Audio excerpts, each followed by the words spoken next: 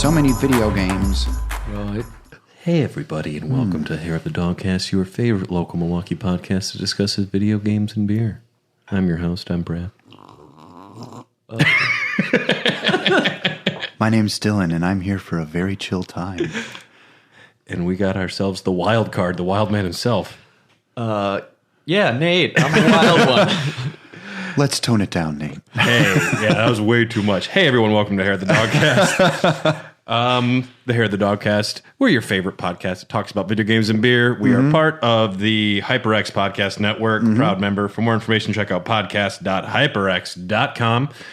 Before we get any further, Dylan, you're here?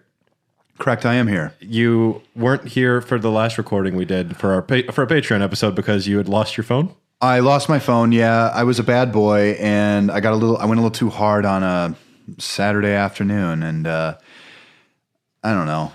Things happen. They disappear. I have a new phone now. It's fine. Did you find out what happened to your phone or your cards at all? No, but everything's like canceled and turned off. It's fine. If they want to jailbreak my phone, there's no incriminating evidence on there. They know what porn I like? I'm not worried about it. You deleted those pictures that you and I took, right? No. Okay, good. No, that's my lock screen. Everyone knows. Yeah. Yes, we drink, as our forefather would say, the real live beer on this show. And we just got one beer to share today. I didn't really plan ahead, so just grabbed something out of the fridge. We got a barrel-aged Imperial Stout called the Bourbon Barrel Mall. It's a light 11.5%. It is from somewhere. It is from High Grain Brewing Company in Silverton, Ohio. This was given to me when I was still bartending, and it's been sitting in my fridge. It's one of those that you don't have to rush because it ages. It's a bourbon barrel-aged beer, so we're gonna sip on this. Oh, that is dark. Yeah, that's quite dark. I'm a fan. I wish barrel-aged stouts and stuff came more common in not imperial style because I like to drink them, but I'm not a big guy. That's part of the process. They pick up a lot of ABV. Yeah, and I like the ABV. Honestly, it keeps everything kind of smooth. Cheers, guys. Keeps you from drinking too much, frankly. Cool. Delicious. Get a lot of bourbon flavor. It's not too chocolatey. There's almost like a fruity nature to it. It's kind of nice. I like that it's not overly sweet. Yeah. It's kind of on the level. That's actually very drinkable. Yeah. And I see on the covered up UPC code, this was a sample given to me. So someone got this for free and then they re-gifted it. So whoever gave this to me, we thank you. Yep, that is very good. Almost like I hope you're listening. can't replace that fruit. And we're going to discuss, top of the episode, the PlayStation State of Play. We just watched it. And yeah, at least the important bits. We watched the whole thing. Did we? That was the whole thing. We skipped over the Spider-Man thing. Fair enough. Okay. Because it wasn't a PlayStation game, and I was confused for a second. But we'll just start right at the top, and we'll just kind of go through it all. Sure. The opening of the State of Play, we got the Resident Evil 4 remake announcement. Initial thoughts? I don't know if it was entirely necessary to remake this. I welcome it, actually, because a lot of what made Resident Evil 4 a little hard to swallow is its chintziness. It's it's a little B action movie. Kind of campy. Yeah. It loses its horror element pretty quick in that game if you've played it. I haven't. Okay. I've tried, but I missed the boat. Sure. Yeah. And once the boat's gone, it's gone, because that game, you start it up now, not a scary video game. Well, it's just not scary. Well, maybe I know what's happening, but originally made for the GameCube. It's didn't have conventional twin sticks controls. No. And I tried to play it recently, and it didn't have controls I would be used to in a modern sense. And I heard the Wii one is the best way to play it before. It is. Reawakened for 2023, Resident Evil 4 preserves the essence of the original while using Capcom's proprietary RE engine to deliver modernized gameplay, a reimagined storyline, and vividly detailed graphics. Yeah. I mean, listen, if they can implement what they did with Resident Evil 2 and 3, the remakes, into this, it's going to be fantastic. So hands down. from our Discord, Ryan was saying the fact that they're having a VR portion for the remake really makes him hope that the remake is going to be in first person. That would be an awesome way to not just rehash the original. Oh, did we not? It doesn't show what the gameplay is. I would imagine, though, it is going to be an RE2, RE3 type remake. Plus, I mean, it's just following in. They did 2 and 3. Might as well move right on to 4. Also, they just did not a port, but kind of for the Oculus. Yeah. Which is in first person. But that is the original game. I know, but the fact that they did that, it would lead me to believe that they wouldn't try to do that with an actual remake. Yeah. It seems kind of like, I don't know, a copy. Well, I mean, this is going to be proper remake. Like, everything's redone from the ground up. Beautiful new graphics, new engine, reimagined storyline, which I'm curious about. I know about the lore of the game because we have done a deep dive on Resident Evil before. But I mean, are they going to just make the tone a little more like Village? Is what I would guess. Yeah, yeah. I'm going to imagine it's going to. So in Resident Evil 4, there is a literal portion where a little person, like kind of undead guy, Salazar. Ramon Salazar. Yeah. He gets into a giant robot version of himself and tries to chase you down. I don't think that really fits the tone of Resident Evil 2 and 3 remake. But it fits the tone of Resident Evil 8 and some other Resident Evils where there's like at some point Resident Evil does jump a few sharks. Yeah, but with those, it almost feels. There is like a way that they manipulated the tone to make it feel grounded, especially in Village when something wicked happens. Yeah. You're kind of like, yeah, but that's like the fiction of the universe. This kind of makes sense. Whereas Resident Evil 4 is tonally all over the place. At some point, they want you to feel very scared. Yeah. But then Leon will make this quip, and you're just like, well, what am I supposed to be feeling here? So we're going to talk about the Resident Evil remakes later Sure. because that'll be the main topic is remakes. But I'm curious where this falls on the scale of Resident Evil, because Resident Evil is either the most over-the-top crazy schlock or substance-based like terror. And Yeah. eventually they're going to have to start doing Resident Evil 6 remake, and then we'll reach the real fun. Honestly, I'd love for them to just develop more of these games simultaneously. Like maybe some of them are in this like third person style, and then some of them are that first person style. It is a Resident Evil renaissance, or whatever you want to say it. Like that, this series was stale for a while, Yeah. and it was falling apart. And then 7, 8, RE2, RE3 is granted not as much beloved of a remake, but I hear it's good. I have yet to play it. they also announced some PSVR 2 content for Resident Evil 4 remake, because this is also coming to the Xbox, probably the PC. But Really? Is it? yeah, It has to be, right? yeah, That makes sense. But PSVR 2, it says exclusive content being made available at some point, and Leon gets a new hat. It's not going to be a full game in No. VR. It's going to be a little shooting range where some of the Ramon Salazar, you get to just sit in his robot maybe and control it. That would be fun. That's not so bad. But it won't be that. It'll be something much less interesting, probably. You get to be one of the villagers. Next on the state of play, they did Just shoveling cow shit. Lady Dimitrescu fans rejoice as you can finally live out your fantasy of getting stalked by her in VR, as Resident Evil Village has been announced for the VR 2. Enjoy fighting the Fishman Moreau in the headset's 4K HDR display with eye tracking, 3D audio, and more. Use the new Sense controllers to represent each hand in the world.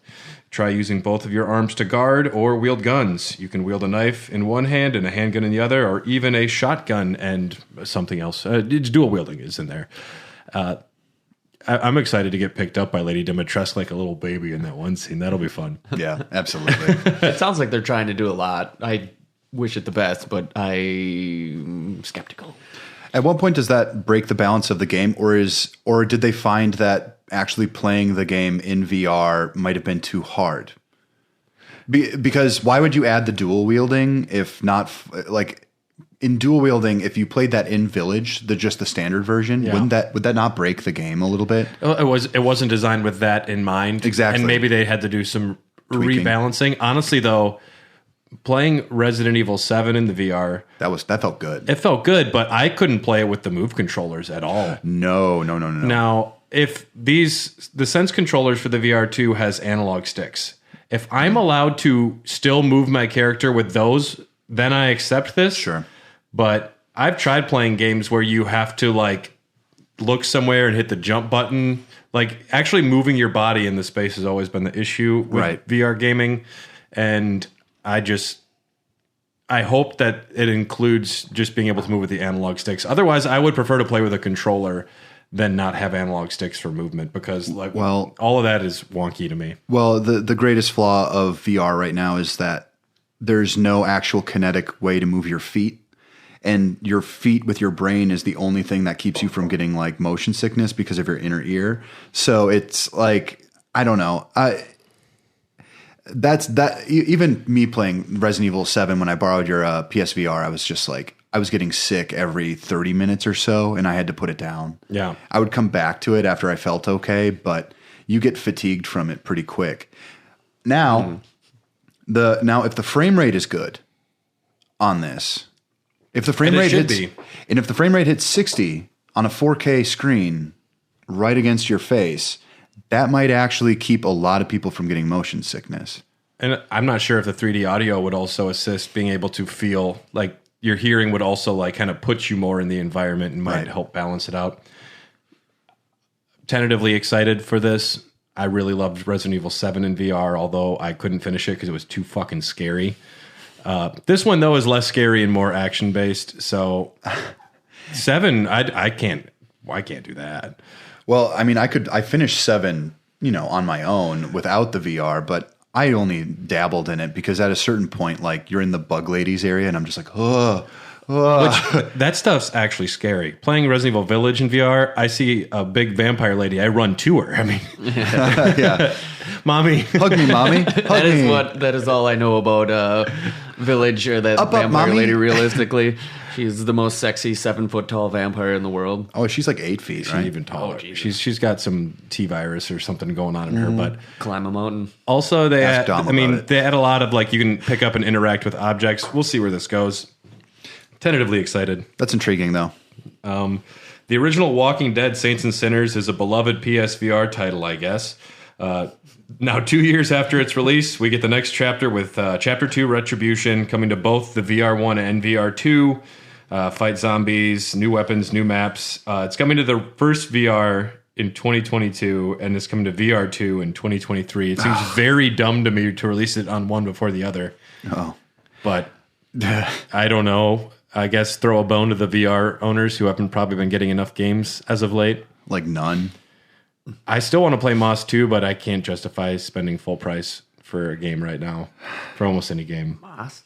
Yeah, it's a really great VR title where you play as a little mouse named Quill, and it's you like look down at dioramas and it's like puzzle solving. You interact with it to help the mouse move around. It's a cool game. It's really fun. It sounds interesting. Yeah, you dig it. It's cool fantasy stuff, and it's got good combat.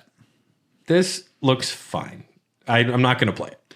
No, and I think this is for a very specific audience, and I have to believe that first one, we would have heard more about it if it were good. Because I went to the PS blog to get more information on these games. And it says, beloved PSVR title. I was like, I never even heard of this one. It must have sold enough to justify its price if... Yeah. And Walking Dead. What's the Metacritic on that? I don't know. But it's got a built-in fan base with it being Walking Dead. Yeah. Comparably, it did not look nearly as sharp as I would say the rest of the release stuff. It looked a little wonkier, a little sharper edges. There was definitely some showing off of the weapons. Fine. I don't want this. I pick my battles with my PSVR because putting on the headset and jumping into a world, it doesn't take a lot of time, but it takes effort, and it takes me wanting to play a VR game. And if I'm going to be playing Resident Evil Village, I don't have a lot of other time to just do first-person shooter VR games. That it is a not the easiest style of game to jump into. Well, first of all, I think we all agreed that Village was our game of the year that year. Yeah. I think everyone I think it added up that way. It added up that way. I don't think it was necessarily like if there was a lot of different games coming out that year, I don't think it would have been. But Village, for what was released, was absolutely my game of the year. I think everyone unanimously agreed. At least the people on the Dogcast who played it. So that would have been Tom, Brad, and I. Yeah. I think everyone was just kind of like, oh yeah, well, yeah, of course. Like everyone agrees that this is the best between us. Like mine was obviously Metroid Dread because I'm a Metroid boy. But what was yours, Brad? It was Village. Oh, it was Village. Okay. Yeah. No Man's Sky 3 years ago came to the original PSVR. It was a free update despite requiring a bonkers amount of work being built from the ground up. Now it's coming to PSVR 2. Okay. I'm surprised. I'd like to play it in VR. That would be the way to play at least the ship flying part of the game. Oh, that must feel pretty cool. I know one of the absolute highlights of the PSVR 1 is Star Wars Rogue Squadron. Squadrons. Yeah. Just being able to, I mean, I've talked about this before in the episode, but being able to fly one direction and look the other is such a game-changing aspect of like dogfighting, which you have an instant advantage to other people that have to just turn their ship to look, where you can just look behind you literally and just fly that way. It is such a power fantasy. Have you done it yet? Mm-mm. Oh my God. Yeah. VR might not be I've done it a couple times, but that inner ear function you talked about is a little gone for me. Well, so here's where Squadrons is actually a little bit different, and it didn't make me sick at all. It's because you're not actually moving your feet. You're stationary. You're sitting in a chair, and you're making things move around you. Whereas when you're trying to walk places in games, sometimes they have like the bob. Yeah. Or even the straightforward, like stuff you can turn off, like in Resident Evil 7, you can turn that off. But in this, it's just like, oh, you're just stationary. So you actually kind of get like, not like, what would you call it? The vertigo? Yeah, vertigo. Just, yeah. It being seated makes such a difference. One of the killer PSVR games for me has been Until Dawn Rush of Blood, where you sit in a like little roller coaster that moves very slow and it's a shooting thing. And I'm 100% immersed. Anytime you're having to walk around and use too much of a controller, it kind of falls apart. Yeah. So anything with flying just works pretty easily. I think this will be fine. If you're a big No Man's Sky person, you're probably excited about this, but I personally am indifferent. If it got crazy good reviews, I'd want to check it out. But I have No Man's Sky, and I haven't played it. I mean, it's on Game Pass right now, and it's boosted for the Xbox Series X. Yeah. And I've been meaning to get into it, but it just really seems like enough of a time sink where if I got into it now, like I wouldn't play anything new. I am curious if you own it already on any of them, because the VR was a free update. So if you own the original No Man's Sky for PlayStation 4, can you... Like if you got an Xbox One, No Man's Sky... Well, I mean, it'd have to be for the PlayStation. But if you have the original PlayStation 4 one, do you get the VR... Right. No, never mind. Do you get the VR 2 one for free? I'm wondering. They didn't say anything about that, but... I imagine there'd be an upgrade fee. I wonder. That seems to be what they do these days. But No Man's Sky has been so good about nothing but free updates because they had such a botched release. I don't know if they've charged anyone for any of the new stuff since it came out. No, because they botched it that hard. But apparently they're still making money off of this game. So yeah. I mean, it had amazing sales, but then... Yeah. Yeah. I'll give it a shot. Honestly, I might actually start playing that at some point soon. Yeah. It's by all accounts supposed to be really good now. I'll report from the front. Meet Rias, your new protagonist in Horizon Call of the Mountain. As a former Shadow Karja warrior, you must master climbing and archery, and how to move with PlayStation VR controllers. Craft gear, master various weapons, and even meet Aloy herself. Oh, wow. What a dream come true. Yeah. Take me back to Lady Dimitrescu. Alongside the main story, also experience the immersive river ride. Take a seat and enjoy the gorgeous views of the Horizon world. So, Jungle Cruise, the game. Yeah. Well, what had me excited initially for this game is it's just in a boat, and like the world's interacting with you. And then I was like, this could be really cool. I imagined a whole game where we have to go up an entire river and there's like little missions along the way, and you have to do interactive like bow and arrows, all while seated, because seated VR stuff is the best. and then very quickly you're climbing. We were watching, just The joke imagining was definitely made. just sitting in the chair, moving your arms up and down. And yeah, I mean, the game looked beautiful until they started climbing around and having to use the sense controllers too much. I think I was literally miming to myself, and then I looked over at Brad and I'm like, huh? Like my hands were up in the air. I'm just like, wait, what? I don't know how this is going to work. And I also don't know if I actually find this to be intriguing, because I'm not going to lie to you, like in Uncharted and all that, I don't care about the climbing. I don't care about like the rudimentary exploration of it, because it's not really platforming. It's just a task you're supposed to do. So it's pressing forward on the analog stick for the most part. Now that they're actually making me do it, is that actually going to change like my immersion in it? Or are you going to enjoy it more because you actually have to lift your hand up? Like, I can't imagine. And that's a part of it. That just tires me out already. I mean, it's Call of the Mountain. This is very much about climbing a mountain is going to be a major part of this game. And that does not sound interesting to me. Especially when you saw so much river stuff. I just want to sit in that boat and just have things come up around me. And just pull back a bow and fire it off. Well, and they're also including the river ride, which it's just an experience by all accounts. You just sit there and you get to like roll down the river and just really, is that it? It's just like a bonus little like experience, which I think is cool. I like those experiences. Give me a 2-hour long virtual reality movie based in Horizon called The River Ride. Sure. I'd prefer that to a climbing the mountain game. Conceptually, I think they might have missed the mark when they thought about this. I mean, maybe it applies to some people, but as a person who has direct relationship with someone who climbs mountains, it's cool to say you did it. It's considered the worst experiences of the people who've done it. They describe, they're like, it's the worst experience of my life. I'm going to go do it again. And I was like, I don't even know if climbing a mountain in VR is better or worse than climbing a real mountain in real life. Well, you can sit there in your underwear in the chair at least. Yeah, I guess, but if you fall, pizza rolls. if you fall, you just fall out of your chair and break your ankle. Yeah, the aspect of death. Carly, help. I'm dying. Yeah. I fell out of my chair once playing Until Dawn Rush of Blood. A big spider thing jumps at me, and I did that too.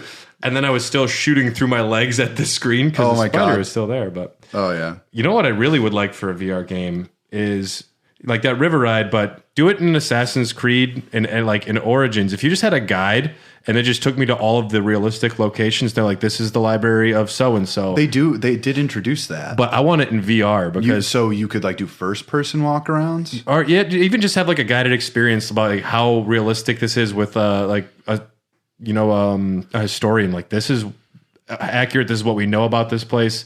They just introduced that to Valhalla too. That's awesome. I might actually pick up Valhalla just for that. It's pretty cheap these days, as Assassin's Creed games quickly become. I freaking might as well, you know. Spider-Man Remastered is coming to PC. Whatever. Okay.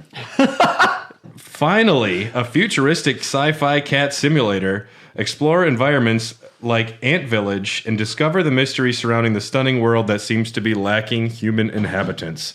Some robots will run from the horrific sight of a kitty cat, while others will converse with you in the elusive cat language I have been trying to decipher for years. Martin's not much of a talker. No, Pickles is in the morning, but this game looks pretty cool. This game looks kind of awesome. It's got what I would call like Little Nightmare vibes. Have you ever played that? No, I've heard of it. So it's kind of like, it's a platformer survival horror stealth thing by way of there is kind of a set path for you. It does not look like this is a lot of decision making. Maybe there are some like RPG elements to it. We really don't know anything about what's going on yet, though. Well, but it looks like there are quests. We can say that. It looked a little puzzly. It looks very much. Maybe, yeah. It reminded me of Black Mirror, Love, Death, and Robots a little bit. Sure. It just starts off with a cat walking and robots running away from you. I think a lot of it is going to be experiencing the world and learning what happened to everything as you check out like new areas. And there is gameplay. I wasn't sure before this what the gameplay would look like, but I thought it was going to be a walking simulator for a minute. I mean, there are sequences where you have to hide and do stealth things and hide from like robots, and there's some where you're getting attacked and the cat is fucking hissing at the things and running away. Mm-hmm. And that cat is so cute. It's an orange tabby. It's really nice. Orange tabbies are the best. Well, at the very end of the trailer, the cat like looks at the screen and like scratches his face. You're like, yeah, I'll play it, okay? Yeah, that's what I looked over and I'm like, yeah. Come What on. do people love? Cats. All right, let's do something with cats. Honestly, yeah. Like I found it just endearing as hell. The logo looks great. The animation looks really good too. The way the cat like does a little perch and like a soft landing on the jumps. That the cat movement is flawless as someone who's seen cats move many times. Yeah, there's a lot of attention to detail in this, and a lot of the character animations for these robots. They've got like this stretch and flex that they do, and like other animations. It's it looks fun. Cautiously optimistic. It's going to be coming to PlayStation July 19th, and it's going to be available free for members of the PlayStation Plus Deluxe accounts. I still am confused on all that. If you have the Spartacus thing, you get it. I don't care. Yeah, I see you, Martin. Callisto Protocol is built by some of the original Dead Space team members, including Glenn Schofield, the original creator. Put on your adult diaper before you enter this game because you just might shit your pants. I wrote that myself. That's pretty cool. Oh, clever. I know, good, right? Play as Jacob Lee, an inmate who must fight for his life as a mysterious outbreak throws the moon into chaos. Fight the biophage as it mutates guards and inmates into big scary monsters. Haptic feedback, 3D audio, ray tracing, and everything else has been designed with dread and terror in mind. Get up close and personal with seamless melee combat and a gravity weapon called the GRP. This is coming to PlayStation 5 and 4 December 2nd of this year. Okay. First of all, Dead Space is maybe one of my favorite survival horror genre, like my favorite survival horror games of the last generation before this. I've never played it. It is so good. Yeah? You played it, Nate? I have it. Never played it. Okay, so what's great about that is not necessarily just this sci-fi horror. What's great about it are the weapons and tools that you get and the way that you defeat enemies. The way that you defeat enemies is you get like you're an engineer in this game, and the tools you have are engineering tools that he modifies into weapons. Yeah. So they're cutters and stuff, but they shoot lines, and what you're supposed to do is the game's not about getting headshots, it's about cutting off limbs. Because that's how you defeat the necromorphs in those games. Yeah. And this kind of just looks like a weird bastardized version of it. I don't think the enemy designs look good. I think that I'll give it a shot if the reviews are good, but the title is just so bad. Callisto Protocol has a very generic sci-fi name. And why? The enemies, I mean, okay, you're fighting zombie mutated humans things. It gives me very much Event Horizon vibes. It gives me Doom 3 vibes. It looks slower paced, deliberate. It's more about the atmospheric scares, this game. It definitely looks like they're slow aiming, like a little bit of that element to it, which is common for the genre. Yeah. I got a very like Alien meets The Thing vibe with like, sure, it's got the thing that jumps out, kind of looks like a face hugger, and also like weird The Thing kind of aliens running around, if that makes sense to people, I guess. But I don't know. Besides the crappy name, I actually thought it looked quite intriguing. I like the idea of being a inmate that's potentially maybe redeeming, or just a real dirtbag that's trying to fight for your life out of a prison infested by essentially the things. Yeah. If they can pull in those elements in this, because I did not get Gravity Gun out of anything that was shown. No, this is one of the things I grabbed from, like, I read more on it afterwards. Which, if they can do cool things with gravity and like manipulating gravity and doing stuff like that, I'm always down for like a nice like physics-based like shooter or something like that. I don't know, that first Dead Space though, in Dead Space 2, like, do you remember the ads for Dead Space 2? Mm-mm. It'll make your mom shit her pants. Like, it was kind of a little too edgelordy for its time. That's good. Like, I couldn't even write something that good. Honestly, right? you should look it up, to be completely honest. I need you to see this. Like, they showed moms Dead Space 2, like a trailer, and the moms are like, "This is too much. This is much too much." My child can't play this. Dead Space 2, moms hate it commercial. Yeah, moms hate it. Oh my God! Oh gosh! I think it'll make a person become insane. Oh, wow. This game is an atrocity. It's revolting. It's violent. It's everything you love in a game. And your mom's gonna hate it. Why would they even make something like this? Dead Space 2.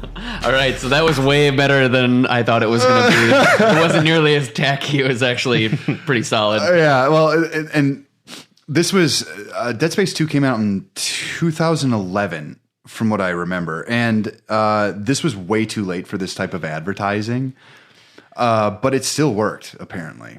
It was, that little blurb was way better than what I was expecting, to say the least. Yeah.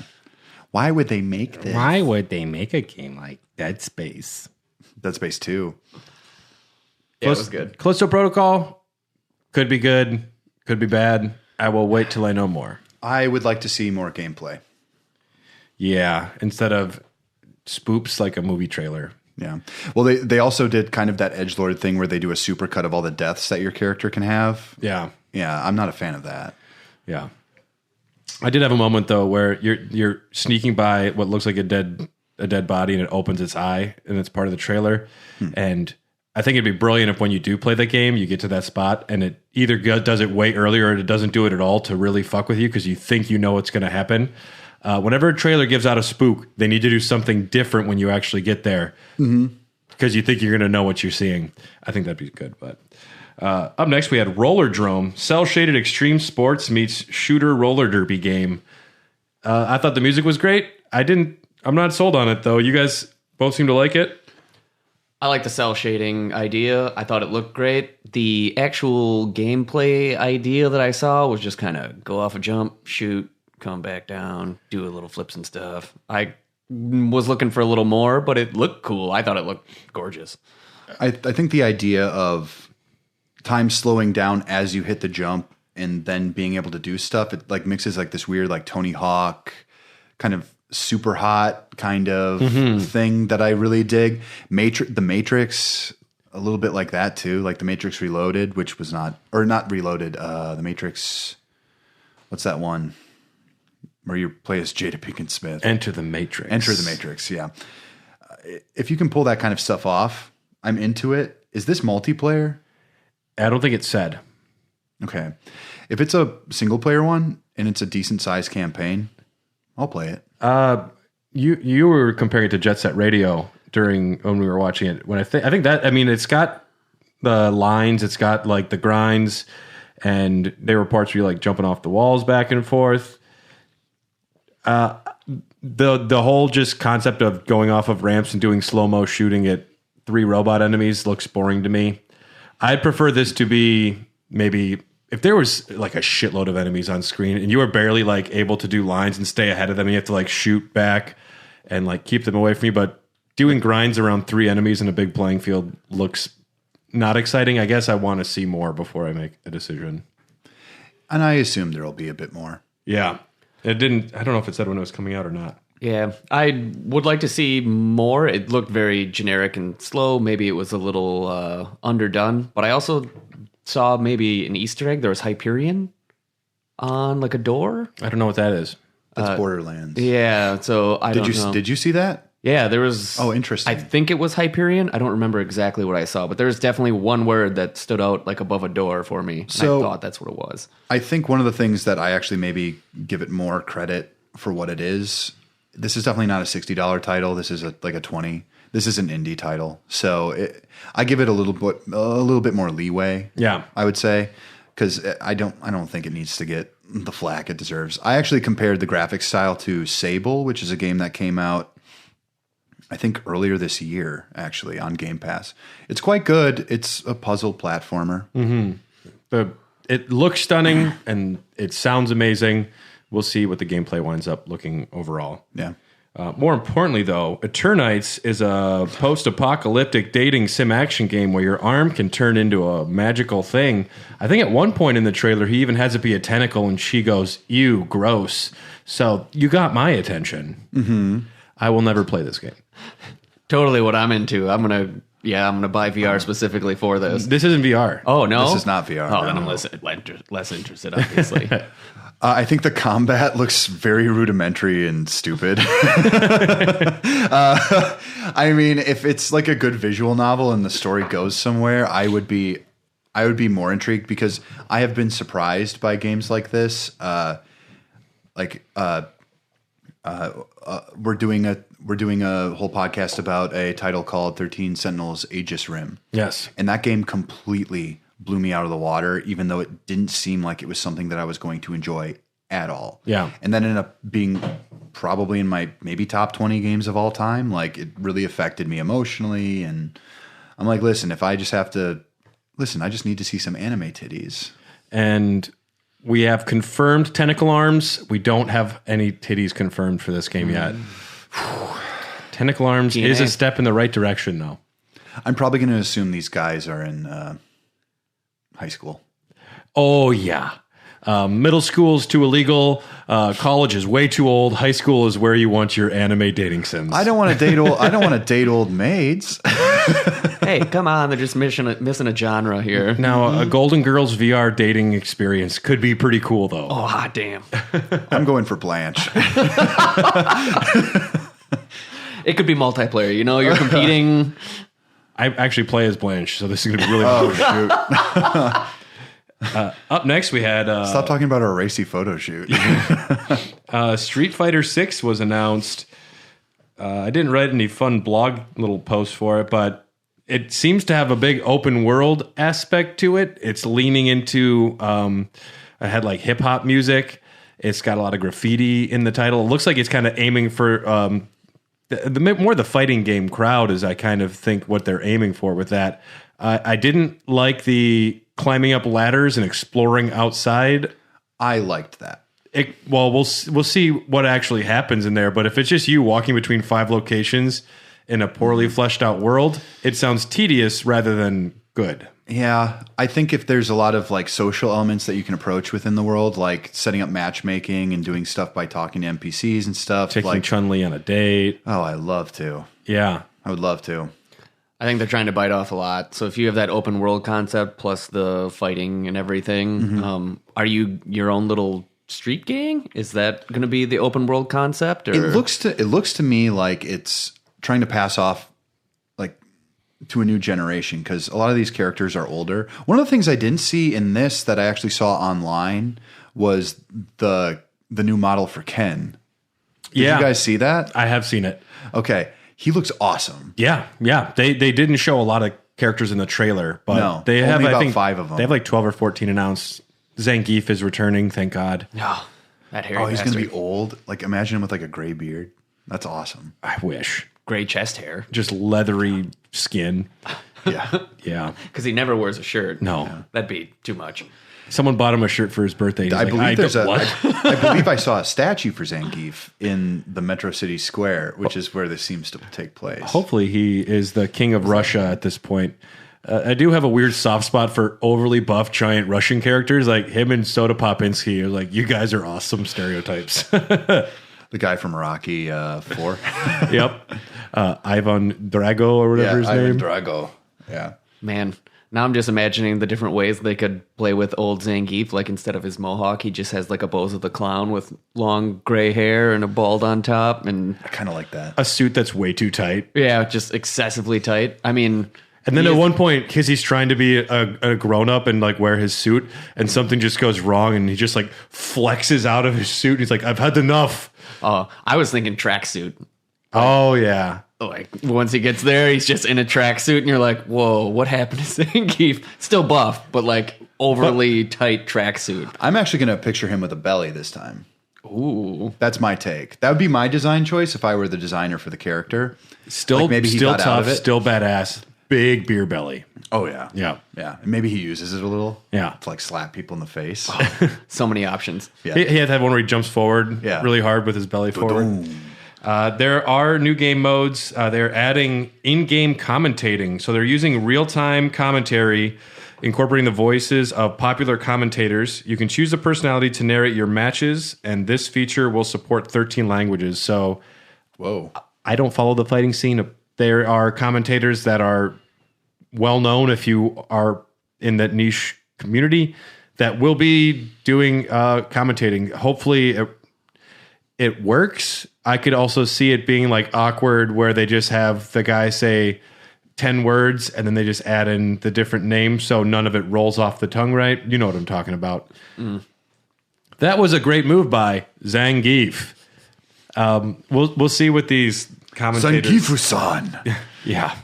Oh, one thing that I didn't like in the preview there was in the fighting there was like color splash. I don't know how else to describe it besides like... I honestly think because they chose this very specific style, speaking from like an artist standpoint, I think that this is a way to maybe focus in more on what's actually happening on screen and maybe illustrate where the punches are landing. Okay. So I think it's a way to illustrate a little bit more of the movement. Because if you give it like a background of like, you know, anything in contrast to what's behind it, if your character is a certain color, maybe you're paying more attention to what the character is doing. It's like in Smash Brothers when you choose like a different hat for Pikachu if you're facing another Pikachu. It's like, I know I'm the one with that hat. I would have just shaved my Pikachu naked. So it'd just be like a mole rat just running around. Do you think if you shaved Pikachu, it would just be like pink or like...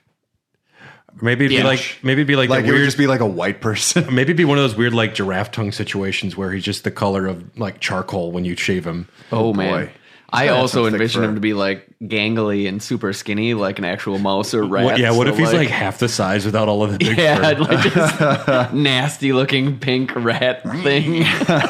Also coming to Street Fighter 6 is a new control scheme. So classic controls return, but there is a new option called Modern Control Type, where it lets you use simple inputs for special moves. Think one button with one direction will be a move.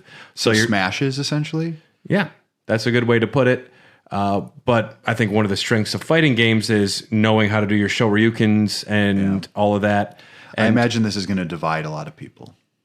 I believe so as well. Although I could see it being there for an easier barrier of entry, because one of the reasons I find it tough to get into some fighting games is I don't want to have to go in there and memorize all of these things for a character, and then you go to you go to a tournament and you play with your buddy and you still get spanked because they are just so much better than you. Yeah.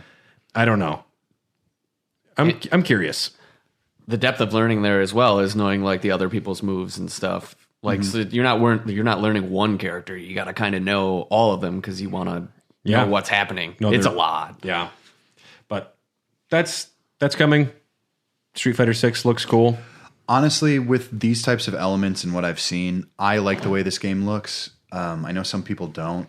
I've heard a lot from other people. I'm going to give this a shot because I gave Street Fighter V a shot when it first came out in 2015, around February, I believe, of 2015, and I was just so fucking disappointed. Yeah. I'm an M. Bison guy. He's my favorite character in the entire series, and I was playing with him, and I said, yeah, this is fun, but all I can play is online. And, you know, I'm surprised at how much I enjoyed Mortal Kombat 10 and 11 and 9. It's like the way they integrate story mode and have you jump between characters. If they do something like that. They tell a narrative. And the Street Fighter world, it'd be cool to get more with the characters, which is maybe why they're doing more of a open world explore and meet Chun-Li on the street and be like, hey, what's up, Chun-Li? I mean, I'm into that. I mean, what are the implications of this universe? Like, they never really get into it unless you watch like those animes that they produced of it, like, or the Fantastic Film. Oh yeah, the Fantastic Film. Oh, I've seen him, but not particularly. Yeah. It's Raul Julia is awesome. Yeah. It lost our contest, but you know. No, it won. You argued for Street Fighter? Street Fighter. Matt chose Street Fighter over Mortal Kombat. Matt just doesn't want me to win. No, he chose Mortal Kombat. I wanted to. You won. I had to argue Street Fighter. I wanted to argue Street Fighter. I had to pretend I like Mortal Kombat more for the debate purposes. That's it. Sucked. I had Josh as my partner. It was great. We're going to hear from some of the other amazing shows from the HyperX Podcast Network. We're going to be right back.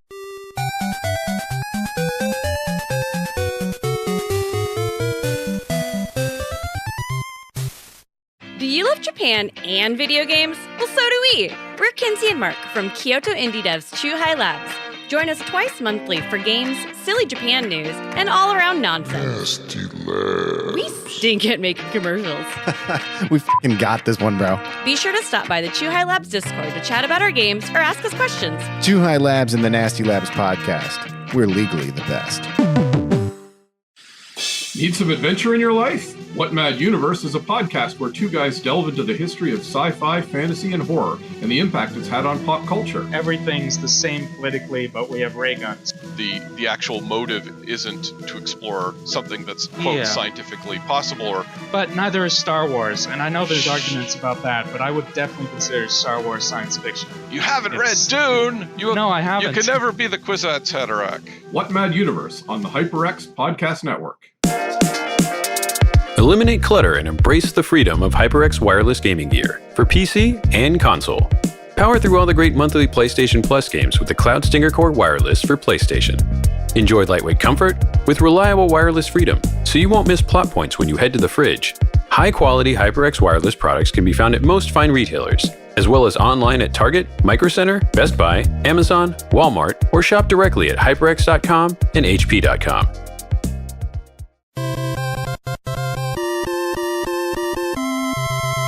Up next, we had Tunic coming to the PlayStation. Has been out for the Xbox since March 16th. This game looks amazing. It's wonderful. I haven't played it, but everyone that has nothing but great things to say. Well, I don't have it's not all roses. There are some like problems with this game, but for what it is and kind of how it leads you into the world, I really don't want to spoil things because there is a point in this game where something kind of like clicks in a certain way and you go, oh shit, this isn't like a Zelda clone with like weird combat. This is something completely different. They choose not to use an actual language in the game. Yeah. Only the menus to like exit out, pause, whatever, settings. Those are the only things that you're going to find in any sort of human language. I like that. Along the way, you learn how to do things. It saves from them having to do translations for things too, to release in other territories. Yeah, exactly. Yeah. You collect pages to like a video game manual, essentially, as you move along through the world. And you have to guess what's happening based on the pictures in the manual pages. That's like when I was 5 years old playing FF7. Yeah, exactly. No, but that's actually quite true because like they'll show him doing something and then it'll be like, oh, I recognize this from another page. And then you have to re-reference the page and you're just like, that symbol means this and this symbol means that. And they make it kind of easy for you. They kind of look like Nordic runes too. So it looks like Ys and shapes that you can recognize, Ts, stuff like that. But there is a moment in the game where everything just kind of goes and you're just like, oh, whoa. All right. Yeah. I haven't beaten it yet. I didn't find it that compelling, but the ideas are all there. The world looks cool. I mean, it's quite... This was maybe one of the best looking games in the state of play, I thought. Just like you really think so? The world design, just having I don't know, it's got a lot of like isometricness and I just like the look of that character running around and the way the world and levels were kind of laid out. Yeah. I haven't played the game. This was one of the games that stood out most to me as a game I probably would really enjoy.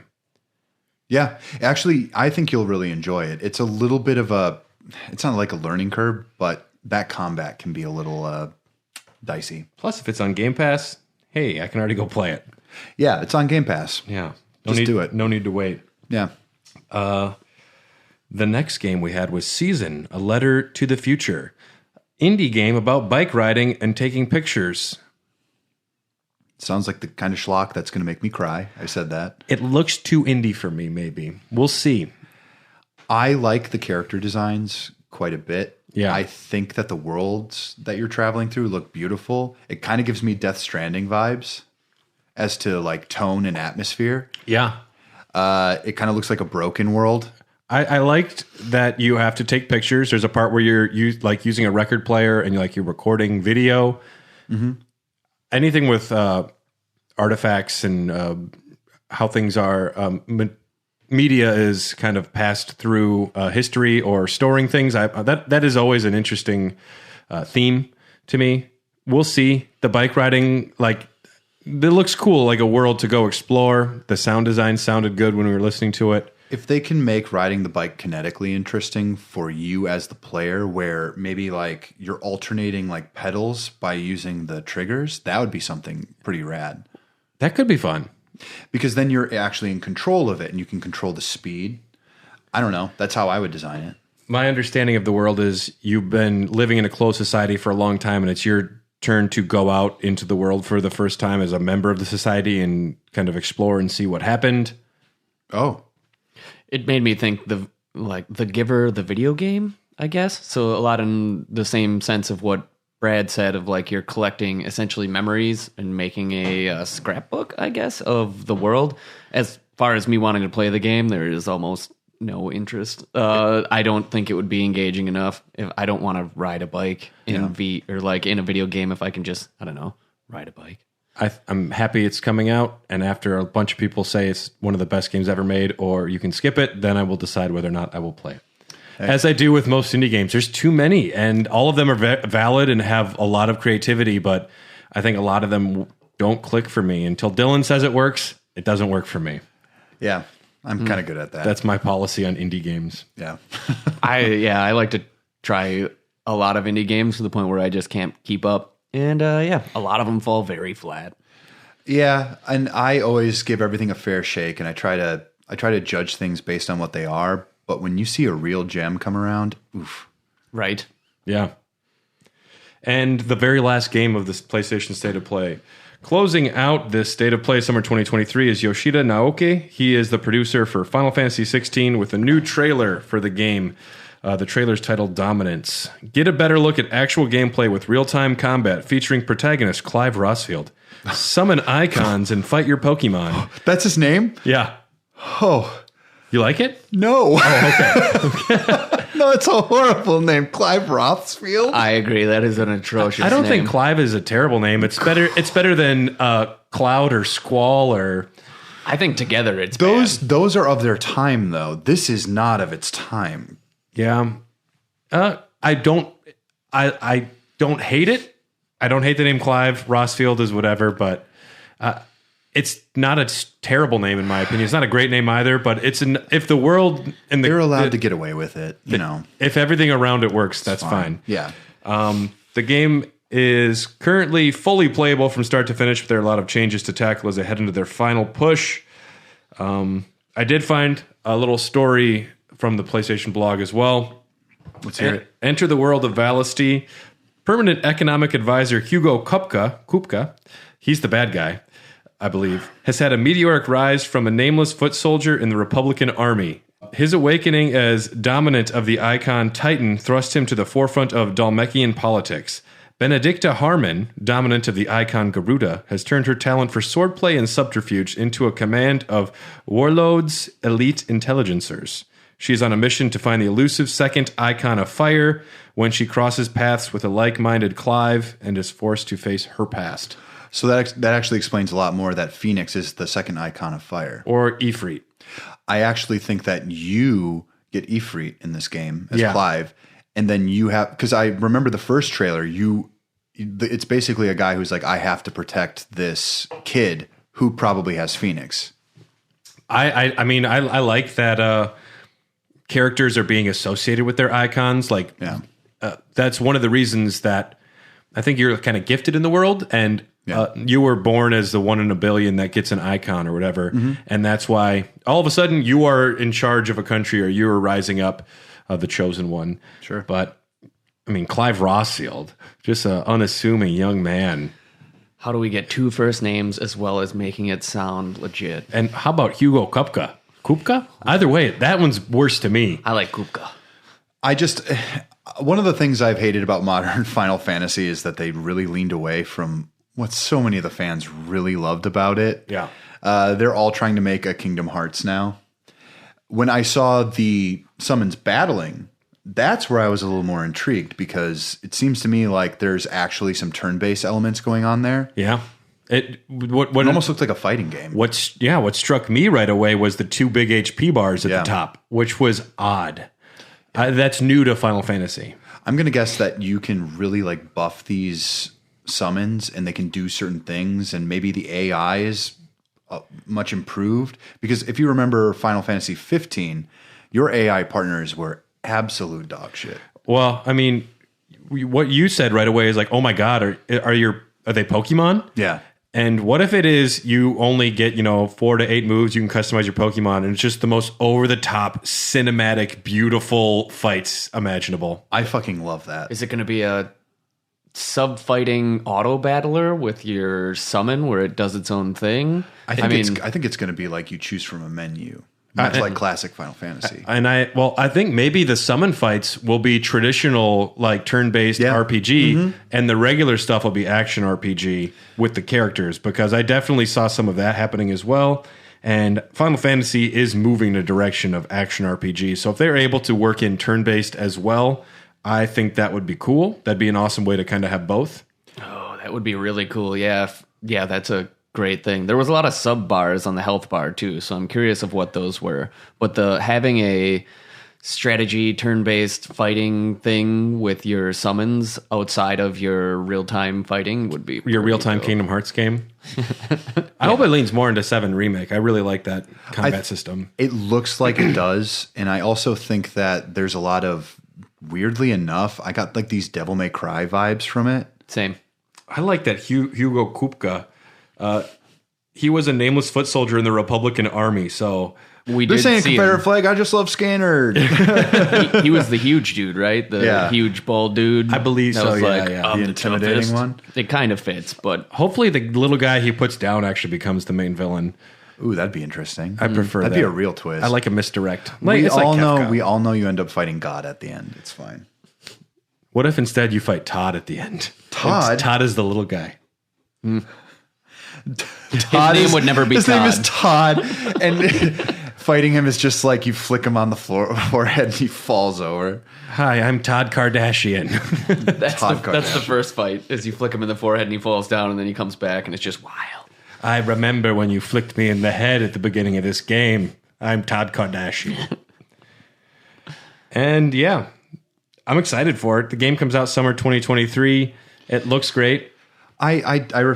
You know how I am these days. I refuse to get like hype in these situations, and I feel like it's always disappointing no matter what. I felt that about 15, and then when I played 15, I'm like, oh, well, considering what they went through, this is pretty good. Because I was intrigued by it, and I found it completely playable, but I was also not like, every time I think of Final Fantasy, this is not going to be what I think of. It's not going to be 6, 7, 8, 9 for me. It's just going to be, it's going to be like a spin-off, because it looks kind of like a spin-off. Ryan on the Discord says the FF16 trailer has me so incredibly hyped. Nice to see that they are doing the stagger gauge. I have no idea how these icon battles are going to be, but fuck man, the possibilities are exciting. So happy to have a medieval Final Fantasy again. I agree there. Yeah. And I hope that they lean into the political machinations, like kind of more Ivalice story of Final Fantasy Tactics or Final Fantasy 12. Yeah. If they kind of have more of the political side. And not like the world ending kind of. Well, it has to at the end. It has to at the end. But like starting small and going large. 12 had one of my favorite stories so far. And I liked the way that the Eidolons worked in that. I want to say they were called Eidolons. They are. They're icons this time though. Yeah. No, I'm going to be happy to play this. I play every Final Fantasy, so. Some other quick news. We don't have time to talk about all of it. PlayStation 5 sales hit 20 million. Dragon Age 4 is called Dragon Age Dreadwolf. Sonic Frontiers gameplay footage sucks so hard. Delay Sonic Frontiers was trending on Twitter. Diablo Immortal has arrived and is taking your mobile phone to financial hell. The game's monetization and microtransaction model is out of control. You are currently unable to earn top-rated legendary gems, one of the necessary customization materials. Fully maxing out a character right now costs $110,000 in the game's economy. Oh, yeah, that's some Eve style stuff right there. And it's not the size of your Sega; it's what you do with it. That's right, another mini console is on the way with the upcoming Mega Drive Mini 2. It will include Sega CD games in this lineup of 50 titles. A full list has not been released, but you can get Sonic CD, Virtua Racing, and Shining Force CD. This little nugget is releasing in October for 9,980 yen, or about $75. I don't need another mini Sega, but if you want it, it's there. Okay, well. Just no. All right. Just say no. What have we been playing, guys? Nate, let's start with you. Oh man, what have I been playing? Still hitting the Monster Train. Monster Train. Yeah, okay. We can keep it on the down low, but I do the challenges every now and again. No, you can. This is where you bring it out of the down low. Oh, well. Because I was espousing Monster Train for a long while. In the last couple of weeks, I started a new job, so the video games have been real on the low. Yeah. But Monster Train has been the one go-to to just kind of get around in. You can do the challenge. I'm not very good, but it's fun, and it's very strategy-based. I love strategy-based stuff. I'm desiring a new strategy thing. I tried Wasteland 3, a little older, but it felt like bad XCOM. If you had a Switch, I'd say check out Project Triangle. Yeah, maybe. I don't know. I've considered playing Project Triangle for a while because I hear that's kind of a sleeper hit. And frankly, I hear it's kind of good. And it's got a tactics look and feel to it, but $45 is still more than I want to pay right now for a game I'm not 100% That's $45? I think I saw it on sale for $45. I'm not going to pay anything close to $60 for this. It just not at all. I also just don't have the money for it, but it's like I've got to be selective. And Game Pass just gives me everything I need anyway. So what's the point? Yeah. I started playing Jedi Fallen Order again. Okay. Because after they announced the new one? Yes. Yeah. Because I wanted to play through it again. And also I have not experienced the revitalization for the Xbox Series X and S. It looks phenomenal. Yeah. It may be one of the best looking Xbox Series X games on the market. Interesting. Because it looked so good on my original Xbox One. Like, even my ex was just like, why does it look that fucking good? I'm like, I don't know. Yeah. The only problem was the load times, and that's it. Now that's gone. Yeah. Completely. I love this game. It's a Souls-like, ostensibly, but... really? It is actually, yeah. I didn't know that. I played through the first maybe hour and a half, and it looks great, but I don't know. I just one of those things where I stepped away and didn't come back. So the movement and everything, it's kind of just brilliant in what it does. And this one's called Jedi Survivor. I'm intrigued by it. I don't know what they're going to do with the story. The last one kind of ends on a pretty critical note. Nothing that really leaves a cliffhanger, but... And it is canon, my understanding. Everything that's now made is supposed to be canon unless they explicitly say that it's not. So I like Cal Kestis. And that's a nice way. If you have to invest your time, at least you know you're getting canon material. I mean... I started playing it not because of the Jedi Survivor trailer. It was because of Obi-Wan. Yeah. Which I've been watching. Which has been great. It's been Mostly. Okay. Mostly.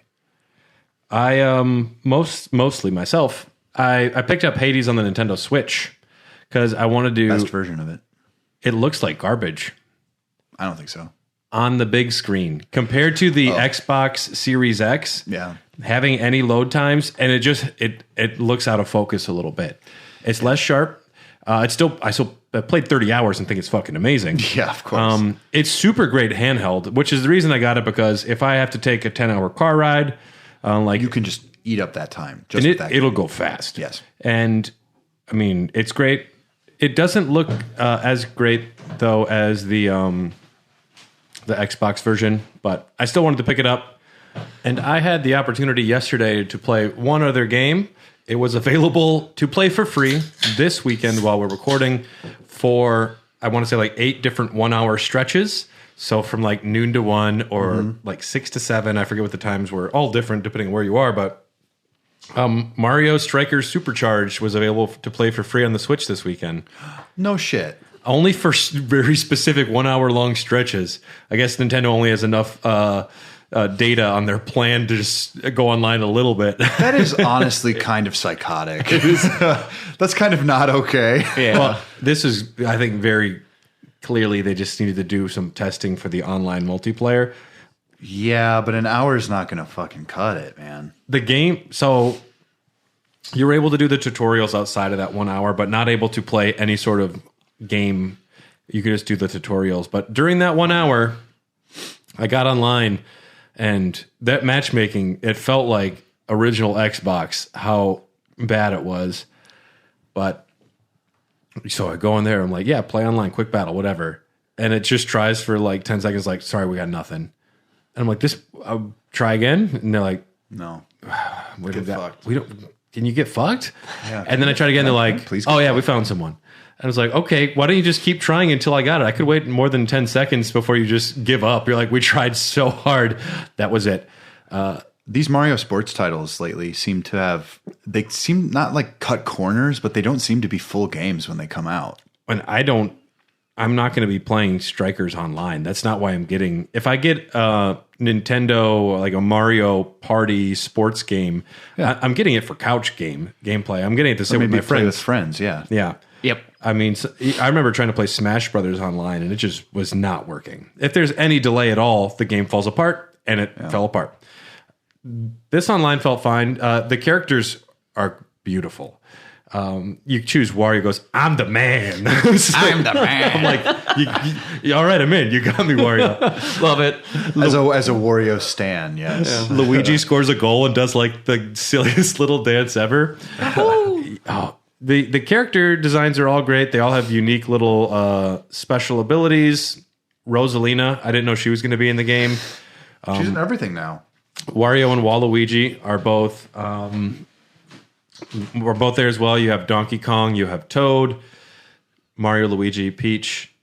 As far as how the game plays, it's 4 players. You never control the goalie, no matter what. You don't get to control your goalie, which seems not fair. Very soccer.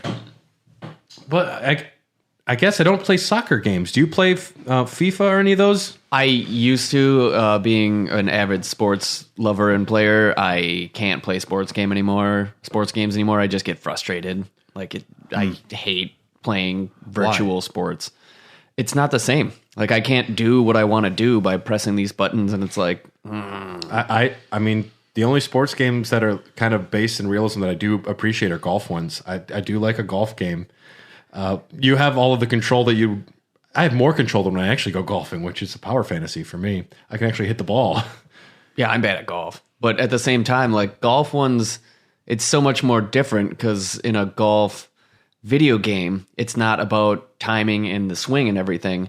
You like set it up and you're like, well, this is kind of what I want to happen. And then you do a little timing bar a lot of times. Yeah. And it's just not the same as golf. I'm bad at golf, terrible at golf, but it's just not the same. Hot Shots Golf was always good. But if you're looking for like a really good golf game that I can even recommend, it's called Everybody's Golf. It's for the PlayStation 4. There's a VR version of that too. There's a VR one of that? Yeah. Oh, shit. Because I got to tell you, that game, Matt and I probably put over 120 hours into that game together. Yeah, that's awesome. It's a very good video game. There's not a better feeling than when you and a homie can just like chill on the couch and just pass the controller. It's just like, you do this whole, like, figure it out. Yeah. Yeah. Did you play Toadstool Tour? I want to, but from the reviews I saw, I can't justify that type of purchase. And I wait, Toadstool Tour was the GameCube one? Oh wait, no, whatever the newest Mario Golf one was. I don't know, Super Dumb Golf 3000. That's a good title. I'd give it a shot. Yeah. I mean, I've played Tiger Woods golf. I used to play Tiger Woods golf all the time back in the day. Tiger Woods, yeah. Yeah, it was good. We used to sit on the couch and play for drinks, like gambling, just me and another guy. It was they stopped. So fun. Now it's Rory McIlroy or something like that. Yeah, he's the new... No, he's not the new Tiger. We can't... That's not even a comparison, but now that Tiger's hit the downslide. Golfer of all time. Yeah. But Mario Strikers Supercharged was fun enough. I think if you were sitting there with 4 players on the couch, it would be a lot of fun. Yeah. And the characters are engaging and interesting. Wario scored a goal and he just took out a giant onion and took a bite. I'm like, this is so dumb. Garlic. Garlic, yeah, whatever. Excuse me. Yeah. he's a Wario stan. But, yeah, I'd be curious to see more of it, but it was such a weird, you have one weekend to play for 1 hour at a time at 9 different times. They kind of did something like with Resident Evil Village as well. It's like you can only play this for 3 hours when you download the demo. I mean, hey, listen, like, get other people to do your work if they're willing to do it. I don't know. And to the topic of the episode, in honor of in honor of the Resident Evil 4 remake being announced, it'll probably be great if they're following track records. Maybe it might be great, but I'm going to imagine it's good. We're going to discuss video game remakes. Great ones, bad ones, weird ones. Sure. And probably a little bit about what the difference is between a remake and a remaster, because, or a retelling or a sequel. Like, I think the lines are a little fuzzier than, like some people would say, because Dark Souls Remastered, this says it's a remaster. To me, this is a remake. It's in a new engine. It plays virtually the same. I mean, that's like the point I'm trying to bring up, though. It's like, where do you draw the line between a remake and a remaster? Because I think Demon Souls would be a remake. Does it not play it because it's got different gameplay? I have yet to really play it. But you'd say it's a remake because it's supposed to have different gameplay. Well, because it doesn't have new gameplay, but the difference between Dark Souls Remastered and probably Demon Souls Remastered, this is all just a guess. Don't come at me. Come at him. Which they probably tightened up Demon Souls a bit, because that first Demon Souls game is a little bit of a clunker. So I'm surprised I haven't played this yet. You have. I mean, I just played like half an hour just I wanted to see what a PlayStation 5 looks like. Yeah. That was also when my PlayStation 5 was busted the first month, so I couldn't play games. So I think I got turned off a little bit. Yeah. No, I'm going to assume that this was kind of built with modern sensibilities, even though it only came out 2 years before Dark Souls. Now, playing Dark Souls Remastered plays exactly like I remember it playing. Yeah. And therein lies the difference. And I'll tell you what, like, I played it on the Switch. It plays very well. So, I don't know. Dark Souls on the Switch. So, would you say that's a remake or just a port? You call it I almost call it a port. Yeah. Well, with the remastered, it kind of looks exactly like I played it on the PlayStation 3 when I first played it. I guess we can start with one of the most remade franchises in video games, Resident Evil. They've had a million ports. They've had a million remasters, a million re-releases, and a handful of proper remakes. The first one of my favorite GameCube games, Resident Evil. Resident Evil 1 still have it, which that's probably worth more than it should be right now. Actually, it's relatively easy to find. Actually, I think I got that one for cheaper, but it's one of the ones that they produced a lot of. I know that for a fact. Now, I didn't play the original Resident Evil on the PlayStation 1, but I think what makes this a particularly great remake is it has become a beloved franchise since then. Resident Evil 1 might not have aged well, it hasn't aged well necessarily, but I mean, even that first game, they had like at least 1 or 2 re-releases with minor upgrades and features back in the day, like 1.5 director's cut. Yeah. And with the music not being bad. Yeah. Not made by a deaf person. A quote unquote deaf person. Yeah. I believe that I think, was it you who told me that? I told you that. Yeah. And then we listened to a few of the songs. This is an odd one too, this game, because this came out for the GameCube when that was just like, oh, we're a little kitty system, and Resident Evil just shows up and they're leaning in hard on the mature rating. But the first game to release, the first game isn't dark. It's got zombie fighting, but it's a much more vibrant, bright world. This is proper horror. I mean, this is dark. This game scared the shit out of me. It scared the shit out of me too. And yeah, I rather like this game. I haven't played it since then because I don't think I could go back to tank controls anymore, maybe. But yeah, it's a little rough. I'm surprised this hasn't gotten a remake. I would prefer an RE7 style remake for Resident Evil 1 if they did do it again. If they remade it, would remake. Just be if you did it that way though, it'd just be so short. They would have to add content to it because if you actually play the first Resident Evil, you can get done with that in maybe 4 hours if you know what you're doing. Well, and that's the same for Resident Evil Village. If you know what you're doing, you can get through that game in 4 hours pretty easily. I guess so.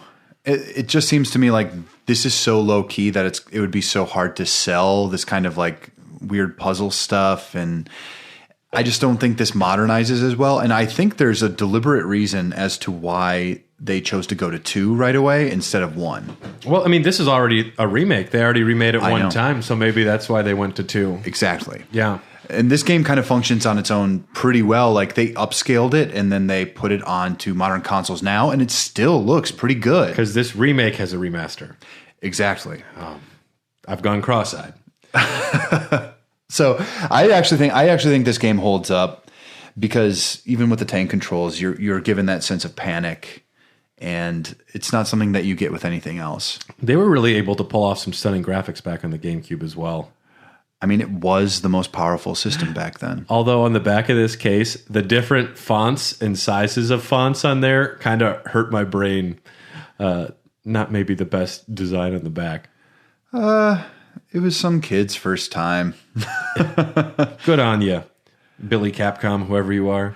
This new Resident Evil is going to scare the hell out of you. Be afraid. Be very afraid. Kid tested. Mom doesn't approve. Why would they make a game like this? Why would they do the zombie game? And more Resident Evil remakes. Recently had Resident Evil 2 and 3. 2 is phenomenal. It's one of the best games. In like the past 5 years, as far as like just fucking gameplay experience. Resident Evil Until 2, you get to the basement. Yeah, it falls apart a little bit there, but I 100% enjoyed my time with Resident Evil 2. I thought it was a fantastic experience. I played it on the PC. Oh, yeah? Yeah, for the first time. And I'm going to be honest with you. It plays so damn well on the PC. I was so surprised by it. And I had a decent graphics card at the time before my motherboard completely shat the bed. So it looked better than a PS4. And to me, this is a huge, proper remake. The gameplay from the ground up for Resident Evil 2 and 3 is extremely different than the originals. Behind the shoulders, Resident Evil 4 style. They actually chose the over the shoulder again. But with proper twin sticks. Not like twin stick shooting, but you know what I mean. Yeah. Yeah. You still have to kind of remain still to fire, though, right? If I remember correctly. Yeah. I believe so. But at least, I mean, it's intuitive. Yeah. Which tank controls are not intuitive anymore. But I think that might be part of what was scary about this. Well, the movement stick doesn't become the aiming stick. Yes. That's the most important part. And you don't have fixed cameras, which is one of the big issues for those old Resident Evil games too, because it's all just the camera changes automatically. You run through one thing and the camera changes, so you have to like let go of where you're running and adjust to where you're running because you're in a new screen. But it's always awkward. It's always awkward. But Resident Evil 2 was great. People didn't love the 3 remake though. They didn't love it because that game, even back in the day, they weren't quite impressed with it, from what I understand.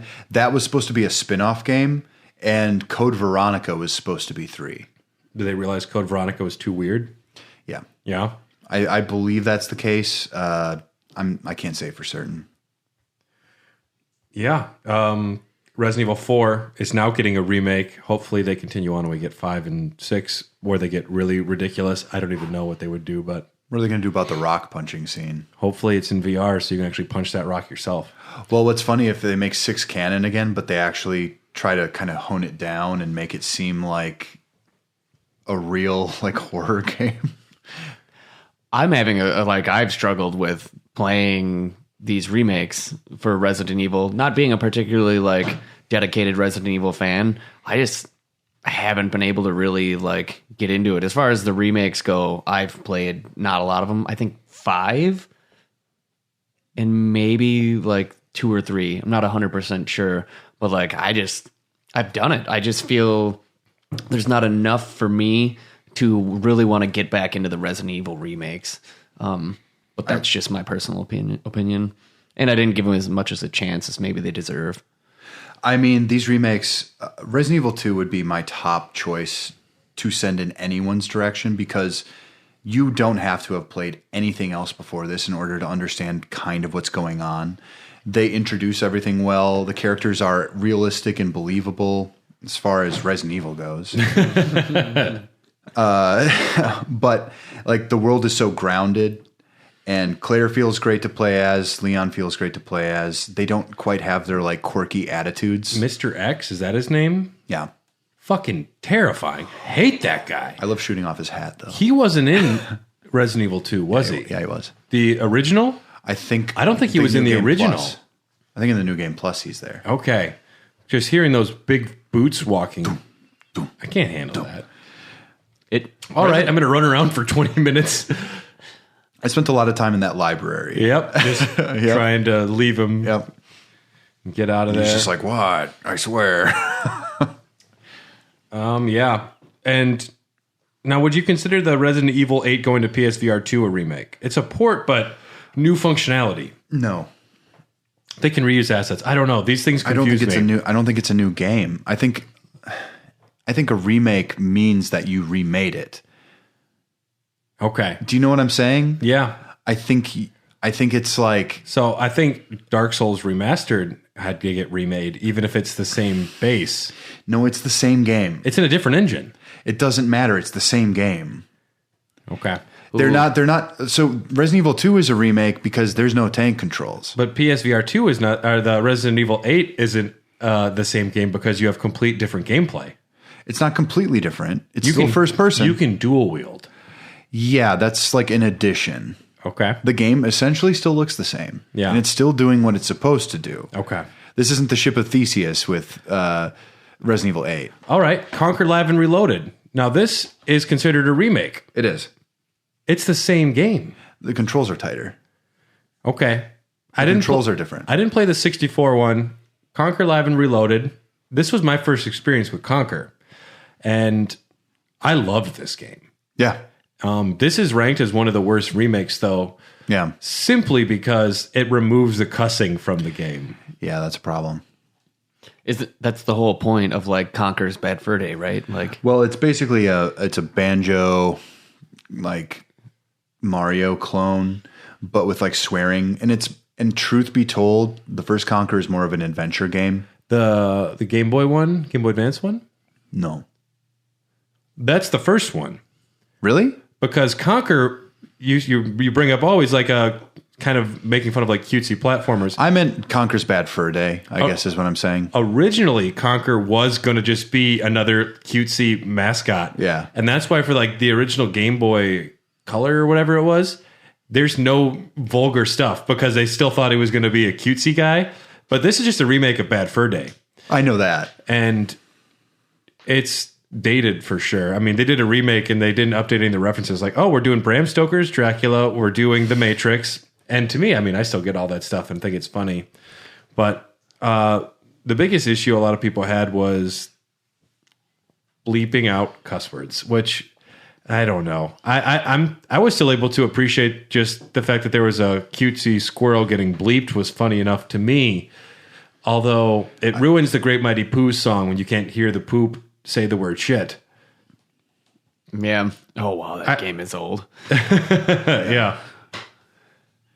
I mean, I have played very little of Live and Reloaded. That's it, right? It was going to be called Live and Uncut, but when they had to start cutting the dialogue, like we can't call it that. Ugh. This was also the era where people really like, especially parents, were starting to pay attention to what their kids were playing video game wise again. Yep. So I think they just had to kind of, I don't know, they had to acquiesce. Because I don't think that's what they wanted either. I think they wanted to sell more copies, and they realized they were going to get the Conker's Bad Fur Day people regardless. As far as remakes go, though, it also adds a whole online multiplayer battle mode, which wasn't in the original. That's what you need. When you fight the Teddies, who are the bad guys. That's like that era, though. I don't know when that was released, but like when multiplayer was like, if you release a game without multiplayer, oh, it's just not going to do it. I played the multiplayer a little bit back in the day. It wasn't bad. I mean, you had different character classes. Like there was like the heavy guy, like the medic, and you all had to like had different jobs on the battlefield. This was late Xbox. Yeah. I thought it was much earlier. I love back in the original Xbox games too. They have all the little like features and like the green and the orange at the bottom. There's no downloadable content, but this did have online multiplayer 2 to 16, and its system links up to 16 players. That's kind of crazy. If you're listening, you did System Link, Conquer Live, and Reloaded. Please reach out. We want to talk with you. Yes, honestly, yes, we do. I have no fucking clue. Wait. So basically, they did LAN parties. You could. It says you can system link up to 16 players for that game if you wanted to. Did anyone like it that much? It wasn't bad, but no one liked it that much, I don't think. But I wouldn't imagine. I wouldn't be surprised though either if it happened. I mean, Halo LAN parties happened all the time. It's one of those things. If you already got it, if you already got it hooked up for Halo, just if anyone has Conquer Live and Reloaded, we want to try it. Just bring it over. You know. Yeah, sure. I mean, I'll do it. Hey guys, do you want to play Conquer? No. I'm just going to eat pizza rolls in the corner. Yeah. You guys like Tostinos? I can't play Halo. I'll just look at my Conquer game in this. Yeah. You guys got an extra CRT? The Halo LAN. Yeah, never mind. Don't want to get on a tangent. Those Halo LAN parties. We can talk about Halo because Halo Anniversary. Yeah. 1 and 2. Now, I don't think these are remakes. Remasters. Remasters. Mm-hmm. I'm playing through them with a friend currently. Yeah. I think we're 3/4 of the way through 2, and there's a long way to go. But it's been really fun. It's weird with that game because there are points where you think you're hidden behind something in the remaster, and you flick over to regular graphics, and you're standing out in the open. Yep. Mm-hmm. It's very frustrating. Especially, I think it's 2, whatever, maybe 3. Maybe I made it to 3, but the Jackal snipers levels, and you think you're on a corner, and then you just get pegged, and you're like, what is happening here? Yeah. And then you turn on the old graphics, and you're like, oh, yeah, well, that was dumb. That was really dumb. Yeah, so, yeah, not remakes. But they do add new content and new story stuff in there a little bit. But it's not enough. No. Like, it's not even... to justify it. Yeah, not even enough to, like, tickle the idea of being a remake. Dylan, when you hear the term video game remake, do you have any other games that immediately come to mind? Oof. You know, not off the top of my head. There's Link's Awakening, Pokemon games. Okay, well, all right. So maybe my best example of accessibility of a new kind of remake would be Pokemon Let's Go, which I completely disavowed when it came out. I'm like, another Pokemon Red and Blue? Screw this shit. Well, I got the little Pokeball controller. Yeah, I remember. This goes back to our very first episode. Yes. And I played it, and you throw that Pokeball at the screen. Feels good. And it felt awesome. And the way you catch Pokemon in this is more or less about your skill as a thrower and what you're sending to the Pokemon. It's like basically the Savari Zone in the first Pokemon Red and Blue. But that's how you constantly catch these Pokemon. There's still the battles. There's still everything that goes on. It's what I wanted Pokemon Go to be when I first started playing it. Oh. And that's why it's called Let's Go. This is technically a sequel / alternate world. I won't get into it. But it is a remake of Red and Blue. And it's pretty fucking fun. And would you say that like Heart Gold or any of those are, I mean... those are kind of remakes in a sense that you can, if they're adding new Pokemon that were released between here and there, I would call those remakes. That's a little dicey because that's the 4th generation going back to the 2nd generation. I think the addition of more Pokemon doesn't really change the balance of the game. Okay. Because when you play it, you're not catching new Pokemon in the same areas. Yeah. Until you reach the Kanto area, which is basically a different game in itself. So there's a video game that has remake in the title, which I don't think is a remake. And that's Final Fantasy VII Remake. It's not a remake. It's a fucking sequel. It's a sequel. And secretly. Yeah. It's a secret sequel. It has remake in the title, which is confusing to me because this is one that, I mean, it's supposed to be misdirected a little bit. I know. And people have been asking for a remake of this game. It is a retelling of many of the events from Final Fantasy VII. Not many. It's through a different lens. I don't know. I mean, you go to these same locations, a lot of them. There's also new ones. It's the retelling of the first 8 hours. Correct. But it's not a remake. It's not. And it's called Remake, which is really funny to me. I feel like that was a very deliberate choice because that twist at the, are we allowed to spoil it? You feel it coming in the first hour. Nate, do you mind spoilers? I don't care at all. Okay. No, if you haven't played FF7 Remake by now, you don't care. Okay. You're not gonna. Yeah. So it's revealed that the Sephiroth that you're facing, who shows up a lot earlier in this kind of tormenting cloud, is from a reality in which he is. Cloud went. What was it? He's potentially. I mean, is he potentially the Sephiroth that dies at the end of the original 7? It might be. It might be like an alternate universe Sephiroth. It might be one that's conjured from Cloud's dreams. We don't know, but this Sephiroth is aware of the events of the first game, as well as Aerith, as well as Red 13. Yeah. And so it's you think you're doing the exact same thing from the first game, and then the characters are having this almost like something's wrong. This isn't how it happened before. Yeah. And something's different. And at the very end of the game, you defeat the fates that are controlling the world. So the Whispers, So when you start FF7 Remake 2, which they won't call it that. They'll call it like FF7 Regurgitated or something. Regurgitated is really good. It's a good word. Yeah. And Regorged. There will be, that one will be brand new and open where you do go to some of the same spots, but it won't be as rigid retelling. I would imagine. People have this ranked as one of the best remakes. It's not a remake to me, though. I would not call it a remake. The fact that this is... What I really loved about this, even though I had some problems with it, we have a shitload of episodes about them. Just look back on those. I won't regurgitate too much on that.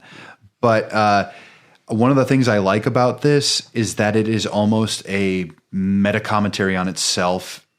Yeah. But in a backwards way, where making a sequel based off the first thing as almost as if it's like a time loop that all these characters have to go through and their fates are kind of decided for them. Yeah. And then breaking out of that fate, that is interesting. That is the story I wanted to see. And this obviously at the end of it shows a lot of intriguing like things that could happen in the sequel, because now they don't have to follow the same standard plot. You kind of defeated Sephiroth already. And they're going to hit the moments everyone knows and loves. And it's going to going to actually fuck with it. It's going to be straightforward, different. Yeah. You're not going to get what you expect. Yep. I think we talked about this, but I have a feeling instead of Aerith dying, you're going to have the opportunity to maybe have another character die instead, or somebody else will just die instead. Maybe I don't think anyone's going to die. I think Tifa's going to die instead. And she's Bae in this one, though. No, Jessie was Bae, but she's dead. Barrett is Bae. Okay. John Eric Bentley, we love you. Okay. Nate, you're a PC gamer. Yes. Did you ever play a game called Warcraft 3 Reforged? I didn't do the Warcraft 3 Reforged. Did you play the original? Oh, yes. I did played Warcraft 3 a lot. Work. Everybody knows. I don't, because I've seen World of Warcraft, but apparently it used to be a tactical game. Yeah, RTS. What changed? I mean, now I played Dota 2, which is a spin-off of Dota, which is a spin-off of Warcraft 3 in a MOBA form now. Okay. It's a lot. And the learning curve on that, it's League of Legends style. So I still play that consistently. I am bad. Just Do you know about Warcraft 3 Reforged? Yeah, I was going to go for it, but realistically, I played enough Warcraft 3 and RTS style stuff where I preferred StarCraft. Well, every single list I looked at online of worst remakes, Warcraft 3 Reforged is ranked as the worst remake ever. Wait, so they added MOBA elements to it? No, So that's a subgenre that came out of Warcraft 3. Sure. Okay. I was mishearing something. Reforged, from my understanding, is it skips some scenes. It removes clan elements. It just removes a lot of gameplay people loved and were expecting. We'd need a professional on here to talk about it, but Ryan on our Discord made a list of remakes he loves and hates, and under his very bottom, what the actual fuck category was Warcraft 3 Reforged, so he has some strong negative feelings about it. I guess I don't know. it's bad. How I don't understand quite how if you redid Warcraft 3, how you could make it, or like what do you do to make that game work? It's an RTS style game, so just recreate, like just update it. Like that's what you're supposed to do. Maybe make it a little tighter. Yeah. I mean that's how you please the fans. Just add the same content but make it tighter. Because people will buy that. They want to see their favorite game but a little more modern and running better. Mm-hmm. Because that frame rate must have been awful back in the day. Oh, it was bad. How about Diablo 2? That got re-released, right? Remastered. Resurrection, yeah. Regurgitated. Yeah, regorged.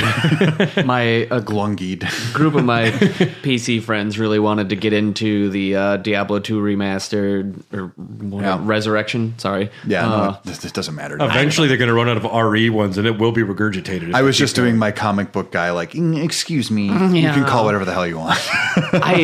I just can't do it. Like I've played so much Diablo 2 that I just I'm not interested in any sort of graphical upgrade, anything along those lines. Like I even played Diablo 2 spin-offs like Titan Quest, which I think is just better than Diablo 2. Titan Quest, really? Yeah. If you haven't played it, like what's it on? I played it for PC. Oh man, yeah. It just has better oh man, I'm knocking Diablo 2 here, so I might get some Have you ever flack. played Grim Dawn? Yes, I have Grim That one's Grim quite Dawn. good too, yeah. Grim Dawn's fantastic. Yeah, it's very good. Yeah. I think just Diablo 2 having such a fan base, they're just spitting it back at you to try and get you to put a little more money into it on something that shouldn't be particularly hard to translate into the modern day, but there's so many better versions of these games released, like even Torchlight. Yeah, like there's just so many, like if you don't know and you're just like, oh, you see Diablo 2, you're probably going to go for it. But I could rattle off a half a dozen games that do Diablo 2 better than Diablo 2 now. Yeah. Yeah. I mean, if they updated it in any significant way, from what I understand, it's good though. It's got good reviews on Metacritic. I looked it up because I was thinking about getting the Switch version at one point. Yeah. I just never pulled the trigger. I mean, it's $40. I don't know. For another copy of Diablo 2, I think I own like 3. I saw a Reddit post today. It's like, do you feel old yet? Skyrim was released 13 years ago, 10 years ago, 7 years ago, and 4 years ago. Yep. Yeah. Yeah. Shit. Don't need another copy of Diablo 2. I could go on a lot about it, but just so many other games that I think do Diablo, again, just to fucking hammer the point down, that do Diablo 2 better than Diablo 2 modernly. Yeah. One of the biggest remakes that I have played both versions of is a little Game Boy Advance game called Kingdom Hearts Chain of Memories. Which... This is a complete remake. This is a sequel remake as well. Well, Chain of Memories... It's kind of Tetsuya Nomura's shit. Well, this is a retelling a lot of the first story, but Chain of Memories for the Game Boy Advance versus the one that's available on the PlayStation 2. The PlayStation 2, 3, 4, and maybe 5 now. Oh, boy. a game that I think looks better and plays better on the Game Boy Advance. It's a card-based Kingdom Hearts game. It's pretty fun. Yeah. It looks and plays so much better on the Game Boy Advance because it's got a simple world design and it's because it's for the Game Boy Advance. It's got more character. Exploring those big empty, like procedurally generated rooms on like the big consoles never feels right. They feel empty. They feel boring.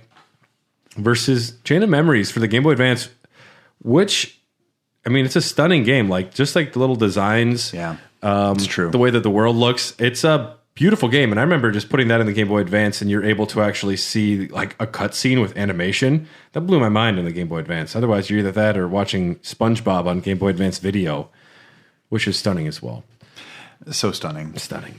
That to me though, that is a real remake because it is just taking it from a little mobile thing and making an HD version to be played on your PlayStation 4 is 100% different. Well, it is different, but it's essentially the PlayStation 2 version. But I mean, the PlayStation 2 version is a remake of it is. It's definitely a remake because if you're moving around in a 3D space, that's much more different than 2D. So I have a list of many remakes or not remakes. But I'll just say them and we can discuss them if we have strong feelings. Link's Awakening for the Switch. Very good. And I think adding diagonal slashing is what makes it more of a remake, unfortunately. I still prefer the original. I still prefer the original as well. But this one adds so much charm and flair artistically that I think it actually succeeds in a better way. Yeah, I did love playing this one on the Switch. Mario 64 DS? A better Mario 64. You prefer it? Yes. Okay. A lot of people don't. What makes it better to you? More characters. It's almost like there are mini games. There's more stuff to do. The levels look better. The characters jump better because I think they were basing it more on the physics of Mario Sunshine than they were of Mario 64 itself. And the characters can each do different things. It almost reads like Mario Brothers 2. This blew my mind. I remember when I saw the first trailer for a DS port of a 64 game. I didn't know that was a thing we could do. Final Fantasy III, the 3D remake for the Nintendo DS. That was a day one purchase for me. I played this a little bit on an emulator, maybe like an hour, when I was actually trying to play through every Final Fantasy game, but this one didn't click with me. I remember choosing I'd rather play an 8-bit translation. This was important because it was the first time American audiences, without stealing it, could actually play it. Yeah. So that was why it was a day one purchase for me. I also found it a little I didn't love the boring. designs. No. The updates were pretty good, but I would say that the next one, Final Fantasy IV, the remake, is actually quite good because it has voice acting and it looks pretty damn good. I would honestly say, though, that I will always kind of choose pixels over polygonal sprites. They're more timeless. Big time. For sure. Because I have the Game Boy Advance version of Final Fantasy IV, and I think that's kind of the definitive one. Secretive Mana. Did you play this? No. No, I haven't played this either. I haven't. I played Legend of Mana for the PlayStation 1. I know Secretive Mana is a very popular Super Nintendo game. Secretive Mana is a very good video game. It's got 3 players, right? You switch between them. No, I think you can play 3 players on. You can do 3 players on the Super Nintendo version. I've never fucking done it. I'm pretty sure, but there's only 2 ports. I know, but if you actually have like an expansion thing, you can have it turns into a 3-player game, which is very odd. I mean, that would be awesome. That'd be fun. There's a lot of menu things that you do in that game. Well, I think that the second and third players have limited, like they are subject to every pause the first player wants to do, but that's still fun. It's like kind of like Final Fantasy IX. Well, it's like letting someone play as Tails when you're Sonic, and I can just run away, and Tails will eventually show up. And they're like, wait, and I'm like, no, he'll bubble back to you. Yeah. That's interesting. 007, GoldenEye remastered for the Wii. Reloaded is what this one's called. I think it was for a few different consoles. I think you could also get it on the Xbox One or whatever it was. No Pierce Brosnan. It's actually Daniel Craig in the reloaded version, which is kind of funny to me. It's so stupid. It's supposed to be. It's supposed to be terrible. I haven't played it, but I would never touch it. No. Yeah, I'm not sure if it's the right one, but I have played it, and I do think it's terrible. Yeah. Castlevania the Adventure, which was originally a Game Boy game, to Castlevania the Adventure Rebirth, which is a Wii Virtual Console exclusive, I want to say. I'm going to jump off a cliff. What does that mean? It's a lot of words, right? Yeah. It's supposed to actually be a pretty good remake, which it modernizes and like sharpens the gameplay up, because the original Game Boy one is not great. I find it playable. It's also not canon anymore. So I think it's Sophia Belmont for that game. I could be wrong. I could be wrong. My Castlevania lore is not great, I will have to admit. Yeah. I just go with the anime now. I liked it a lot. I love that anime. I should try watching it again. It didn't work for me the first time. No, I thought it was fantastic. So good. Yeah, I agree. The third season is a little weird, but season 2 was just... Oh, season 2 is prime. I felt bad afterwards. That's how I knew it was good. You felt... Okay. Like, my heart sank a little bit. You gave a shit about all of the characters. Yeah. Nice. Nier Replicant. Yeah, I played this. I played both. Would you consider... Replicant's a remake. Replicant is technically a remake. Okay. Because it controls way better. Do you prefer Replicant? I prefer Replicant. Okay. Because it controls better. The flow is a little bit better. The dialogue is better. The voice acting, relatively unchanged, but kind of better. Does Replicant allow you to either play as the brother or the dad, or is it only the dad? Only brother. Only brother Nier. Now, in America, we got Daddy Nier in the first one. Yeah. And because in Japan, and in Japan, you got Brother Nier because, I don't know, they like younger characters in Japan. In this one now, you're playing as Brother Nier, which was a little bit of a...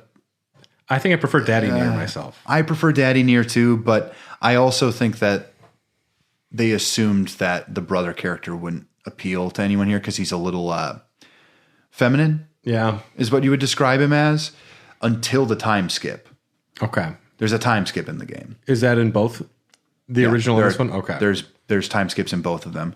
It remains relatively unchanged except for the voice actor, the model, and their relationship. So there's only a few lines of dialogue that are actually being, swapped. Yeah. I've been waiting to pull a trigger on Replicant. I saw it for as low as like 25 recently. I own it. You can just borrow it from me. What do you own it on? PlayStation 4. Okay. Yeah. I bought it when you lent me the PlayStation 4. After Indie Games Month, I'll probably be ready to play something new. Sure. Yeah, Replicant was on Ryan's list as an awesome remake. There's the Crash Bandicoot Insane Trilogy, the Spyro Trilogy. I think to me, these are more just like remastered collections. They functionally are the same things. Yeah. There's nothing new. Maybe a little tighter. That's it. And the same goes for Crash Team Racing Nitro Fueled. It's just... I hear it's much better, actually. I really like CTR. I've heard that the second one, I forget what it's called. That one I didn't like the gameplay as much. So maybe if they tightened them and made it uniform for this, but I haven't played that. Metroid Zero Mission? Wonderful. Is that what I'm thinking of? No, I'm thinking that is a remake. And Metroid 2, Return of Samus got a remake as well. That's correct. Metroid Zero Mission is great because it adds stuff to the story. Yeah. You get to play as like Zero Suit Samus. Okay. And Metroid 2 was originally a Game Boy game. Originally a Game Boy game, yeah. What did Return of Samus come out on? Game Boy. Oh, the remake. 3DS. Okay. Yeah. And that's supposed to be pretty good. It's the team that made Metroid Dread. Okay. It plays a lot like Metroid Dread. Yeah. They were probably working on it around the same time with how long Dread was in development. Supposed development. I think they actually, at the end, I think you can actually technically say that proper production on Dread happened right after the end of Samus Returns. Yeah. Where they were like, this game's selling really well. You guys just make a new Metroid. Yeah. It's the most logical thing. I think why remakes, why do people make remakes? I don't know. The original game is beloved. They don't know what to do as far as creating a new story. What's easier than just taking what is essentially the same game, updating a few things? And there's a reason that movies, right? Like we're just getting soft reboots and remakes of everything because people like Back to the Future, people like Jurassic Park. Sure. And what? You're not going to mention Top Gun?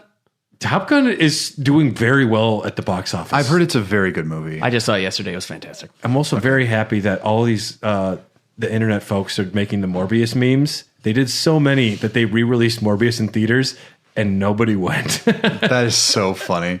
They didn't even top another million. They sold like on average $80 a theater. It's Morbin time. It's the curse of Jared Leto, I think. Jared Leto, this movie should tank him because he's trying to become a cult leader and he just really needs to be taken down before he becomes too powerful. Agreed. I don't know anything about Jared Leto besides he's in movies that generally he just gets. And he writes bad music in 30 Seconds to Mars. Yeah. Crapped on. Yo, man. High school all over again. Tomb Raider Anniversary. I never really played Tomb Raider games. Neither did I. I didn't like them. Okay. Tony Hawk's Pro Skater HD. So this was... I would consider it a remake because it adds new things to the original games, but it takes stuff from 1 and 2, mixes them together. It has less levels than either game by themselves. Removes a lot of music people love, and the gameplay isn't as tight.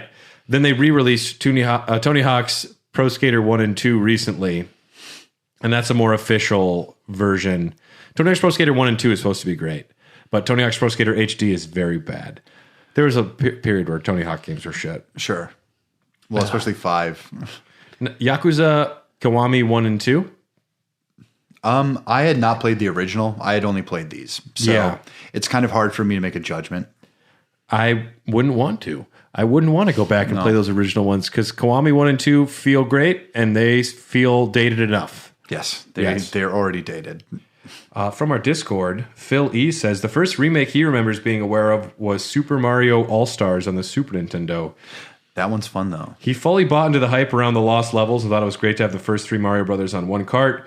Looking back, I much prefer the original NES visuals to how it was redrawn. But it was a fun experience all the same. I agree. I like this game. I remember even as a kid, though, thinking the Super Nintendo one, I'm like, why does it look different? Yeah, but I mean, like, they wanted to impress people. Like, everyone loves Mario World. Yeah. So it's funny that there's also kind of that same graphical style applied to the original Legend of Zelda and Link to the Past, only released on Satellaview. They have like soft remasters, which are only available for Nintendo's satellite download gaming service. And you can't get them anywhere else. Like you can find ROMs now online, but they've never been officially released. And it's those games with like a different like a light graphical overhaul, which is kind of fun. Yeah, the Satellaview. I did not even know this existed until you had brought it up one of the previous podcasts. Like, it just seems ahead of its time or just wrong. I don't know how else to describe it. It can be both of those things. Yeah, very much so. Yeah. It's so strange. It just didn't make...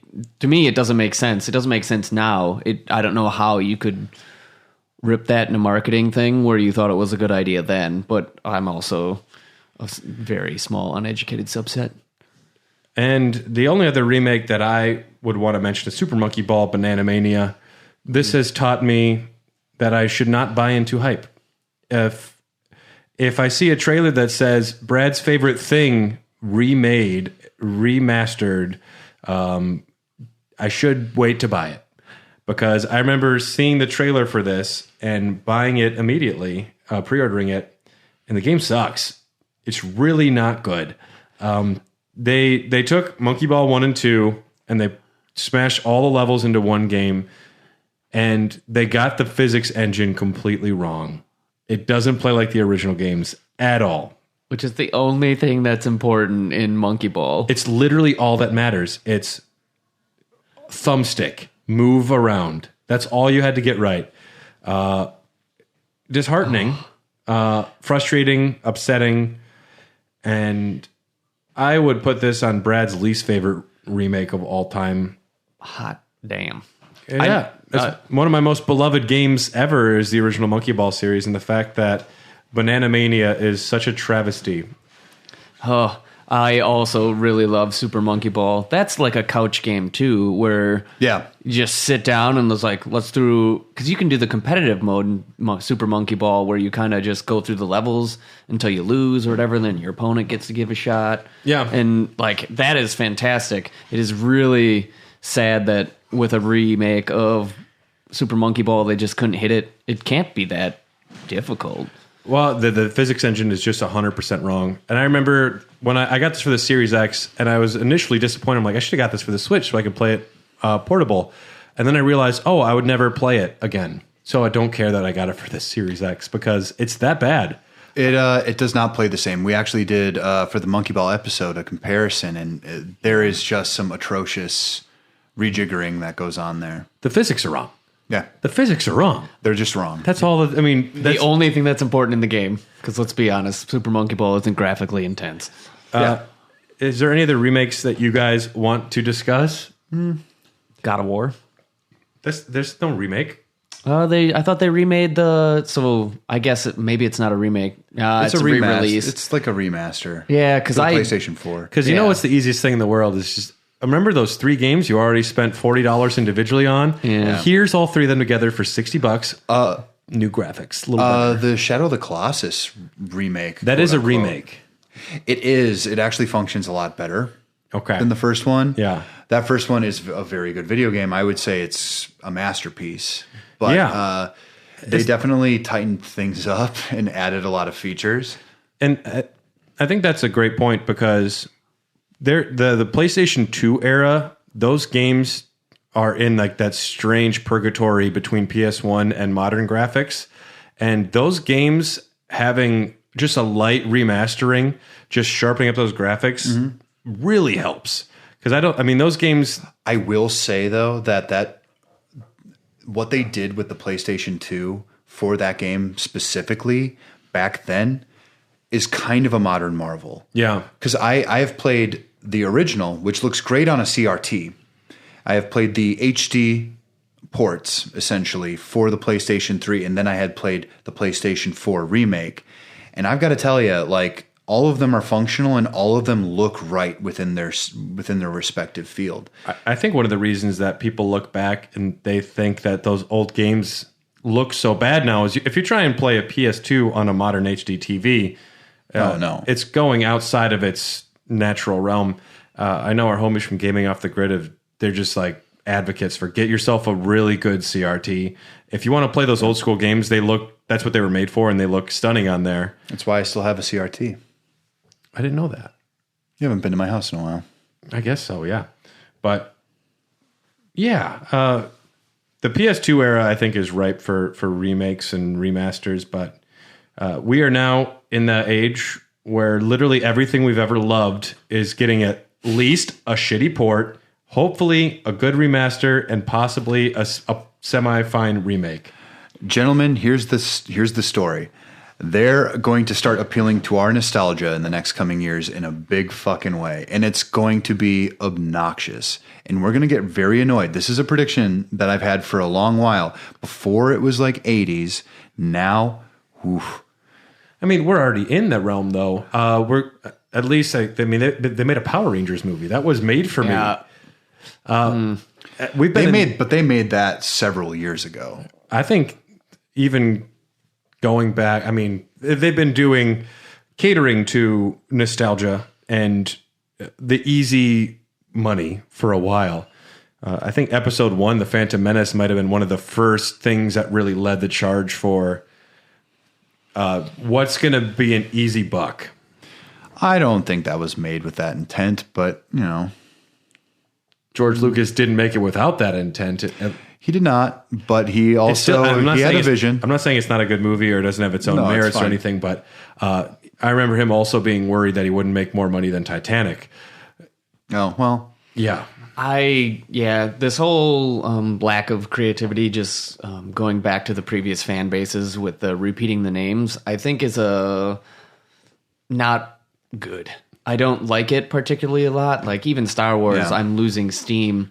All these shows like Kenobi, Mandalorian, like I liked them, but now it's Disney. And I don't think anybody can say particularly so in the Star Wars realm that Mandalorian, Kenobi, all that stuff doesn't just feel Disney. I actually feel like The Mandalorian transcends it a little, but I think they allowed for creative control of people who actually understood what they were doing. And they kind of implicitly trusted them because the Clone Wars went on for so long. So you've got David Filoni and you've also got Jon Favreau who produces all of the Marvel movies. I think they were just kind of given the reins. I wish Disney had more of a backbone with things though too. Because Last Jedi, I think, was such a unique, fun direction that Star Wars was heading towards. And then they got cold feet because some fanboys had a knee-jerk bad reaction to it. And then they just ran right into Palpatine's big loving arms. No problem. We do love you, Palpatine, but we love how you appeared first in Fortnite. Yes, that is probably our favorite thing about Star Wars. Maybe my favorite part. Canonically, that is my favorite thing in Star Wars is the Fortnite appearance. What's the name of the main character from Fortnite? Fortnite. Mr. Fortnite, I have returned from the depths of the galaxy. Now. You're very good at building planks to climb on. For $2.99, you can see the rest of my story. I am fueled by V-Bucks. But I'm also going to be a sucker for it, though. They say Resident Evil 4 remake. We're all excited about it. I mean, listen, if they go in, it doesn't look like the same story, and it looks like it. I mean, they have a good track record. We trust Resident Evil as far as remakes, even though 3 people don't love. I've heard it's still like tight and solid. It's just missing some things and too short. Yeah. I'm open to remakes as much as non-remakes. It's just if the game is good. We are all easily fueled by things we love. Ooh, look, a Power Ranger. I will, even if the movie's bad. I went and saw it in theaters. I'm like, look, that's a Rita Repulsa. Not a good one, but hey, I know that name. I kind of liked that movie, so I didn't love the outfits look terrible. Yeah, I know. Rita was fun. They tried to Marvelize the look. Yeah, it didn't work. I feel like for all these remakes, I'm a little bit out of I'm getting to, I guess, the age or the point where like when they just rebrand something that I used to love, I see through it as a scam now. Do I still go for? I just saw Top Gun Maverick. Let's be honest. You did see Top Gun Maverick, and we're going to save your Top Gun Maverick discussion for Doggies After Dark. Yeah, because I have a few other thoughts about movies. We can talk about those in the bonus Patreon episode. Here, the Dogcast exists because of people like you. Thanks for listening. If you have any questions or thoughts about this episode or about any remakes or anything at all, you can reach out to us on Instagram at Hair the Dogcast, on Twitter at Hot Dogcast, and you can definitely email us at hairthedogcast@gmail.com. Come at Dylan for anything you think he might have gotten wrong. I won't listen. It's great. I will read it on air. And he still won't listen, but he will hear it. But my arms will be crossed and I'll have a big harumph face. Oh, he will. He does. If you want access to a bunch of bonus episodes, our after show Doggies After Dark and Popcorn Dogs, our movie podcast, join us on Patreon at patreon.com/hairthedogcast for as low as $3. Get access to a whole bunch of really great exclusive stuff. Mm-hmm. Our executive producers are Ryan Christianick, Tyler Keller, Kip Remastered, Brian Ward, and Katie Bone. We are part of the HyperX Podcast Network. For more information, check out podcast.hyperx.com. And now we have one for the road. No, it's Kip Rekippered. Rekippered. The Rekippening. Yeah, exactly. One for the road. If we have any recommendations for anything that's been going on in our lives, now is the time. Do I have anything on hand? No. Does anyone have any recommendations that they have? There's a Netflix show called I Think You Should Leave, and it's given me like an extreme amount of joy. It's from this comedian Tim Robinson. There's not a lot of episodes, but it's 2 seasons. And I don't know. It kind of sums up my entire comedic personality. I love him. And honestly, this is a laugh riot. This is not for everyone, though. I have shown this to people, and they're like, Dylan, are you a fucking psychopath? And I'm like, maybe. I don't know. And I'm like, yes, he is. Yeah. We all know. Yes. Yeah. But yeah, how about you, man? You got anything for us? A book? I got one. Music? I got one. Carly found this show. It's on Netflix. I had seen like a brief preview for it, but I didn't look like anything I'd be interested in. It's called Murderville. Murderville? What's that all about? It's Will Arnett's show. So imagine procedural crime drama starring Will Arnett, and they have a special guest every episode, and the special guest hasn't been given the script at all. So they have to improv the whole time as the guest character. He has like Camille Nanjiani. He had like Marshawn Lynch. He's had, I don't know, they always have different... Marshawn Lynch? Marshawn Lynch is one of the guests. And who else? They had one of the ladies, I forget. There's a lot of cool guests, but they don't know the plot. They don't know anything that's going on. But their character is the new partner, and they're the one at the very end that has to pay attention and decide who the murderer is. And they can be wrong or right if they've been paying attention to the improv. But it's so interesting and funny because they're not in character.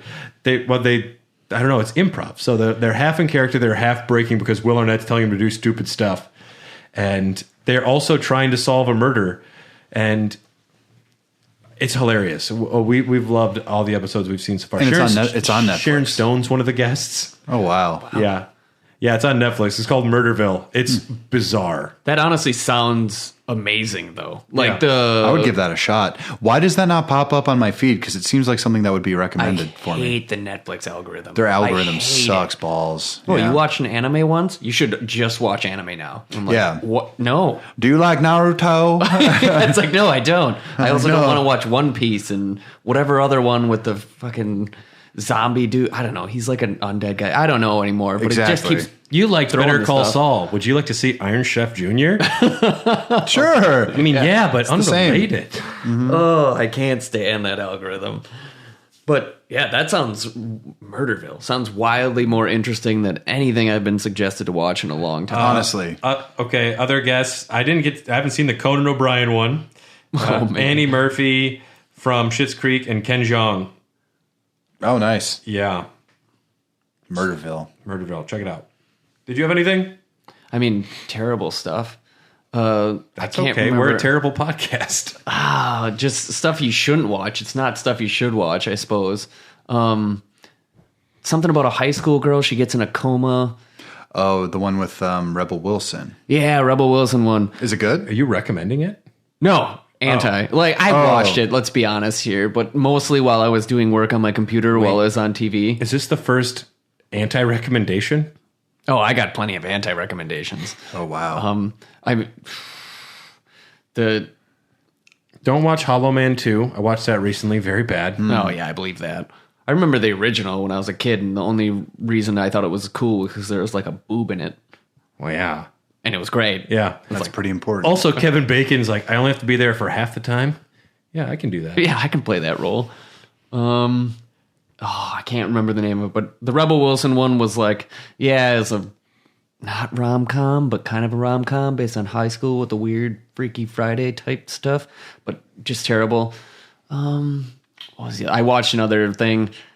There's a couple that people have recommended that they said were good, like the 10 Rings movie. Shang-Chi's really good. Oh, I like Shang-Chi. It flounders in the third act. The action, though, I think is really tight. Yeah, until the third act. Yeah. I actually liked a lot of that movie. You're right, though. The earlier stuff is better than the later stuff. Yes, much better in the first part. I just thought it was so bad. And there was another like action superhero movie that I also thought was just atrociously bad. I couldn't even make it through, huh? I mean, I always make it through, but was I involved? Because usually when bright lights on a TV screen are going, I can't take my eyes off of it. I'm very visual focused, and I can't stop. But this one, I was able to just look down on my computer and do some work. It was pretty good. I can't remember the name of it. That's all right. So check out Monster Train. Oh man, tangent there. Monster Train, indie game, so good. Go after it. So much fun. Yeah, even I just got the downloadable content, and it does add. I didn't think it could put more aspect or another aspect to the game that would be appreciable, but it does. I think it does well. Is it particularly amazing? No. Another indie game. The Last Spell, as far as it's currently in early access, is good. I've put 75 hours in it. I've beat most of it. It is wildly difficult, and you will lose, but it's a square-based strategy top-down game that is fantastic. Thanks for joining us today, Nate. And thanks for listening, everybody. Also, if you want to support us and you don't want to help us on Patreon, you should. It's great. The Discord's wonderful. But if not, if you could just write a review, tell your friends, it helps out a lot. Coming up next week, we're going to have Raw Dogs. No, it'll be Elden Dogs. The Stormvale Castle will be coming out on our main feed here. That's been available to our Patreon members for a while. Coming up next for our Patreon members is Raw Dogs episode 66, the history of demons in gaming. Good Lord, there's going to be a lot of tangents going on in that one. But yes, thanks again for listening. This has been the Dogcast. We love you. And I'm kind of indifferent to you, but check in for Dylan Remade. We're very excited. We're going to have a new Dylan come in, played by Tom Holland. Yeah. Hey guys, it's me, Dylan. Yeah, feel free geez, Zendaya, my name's Dylan. Oh geez, Zendaya, it's me, Dylan. Yeah, feel I'm free charming to and quirky now. Support me at It's Not Real, Nate at onlyfans.com. Nothing anyone wants to see. Yeah, feel free to get there. You pay money, he keeps the clothes on. Yeah. I've seen one of your burlesque shows. They're not that bad. Yeah, thanks.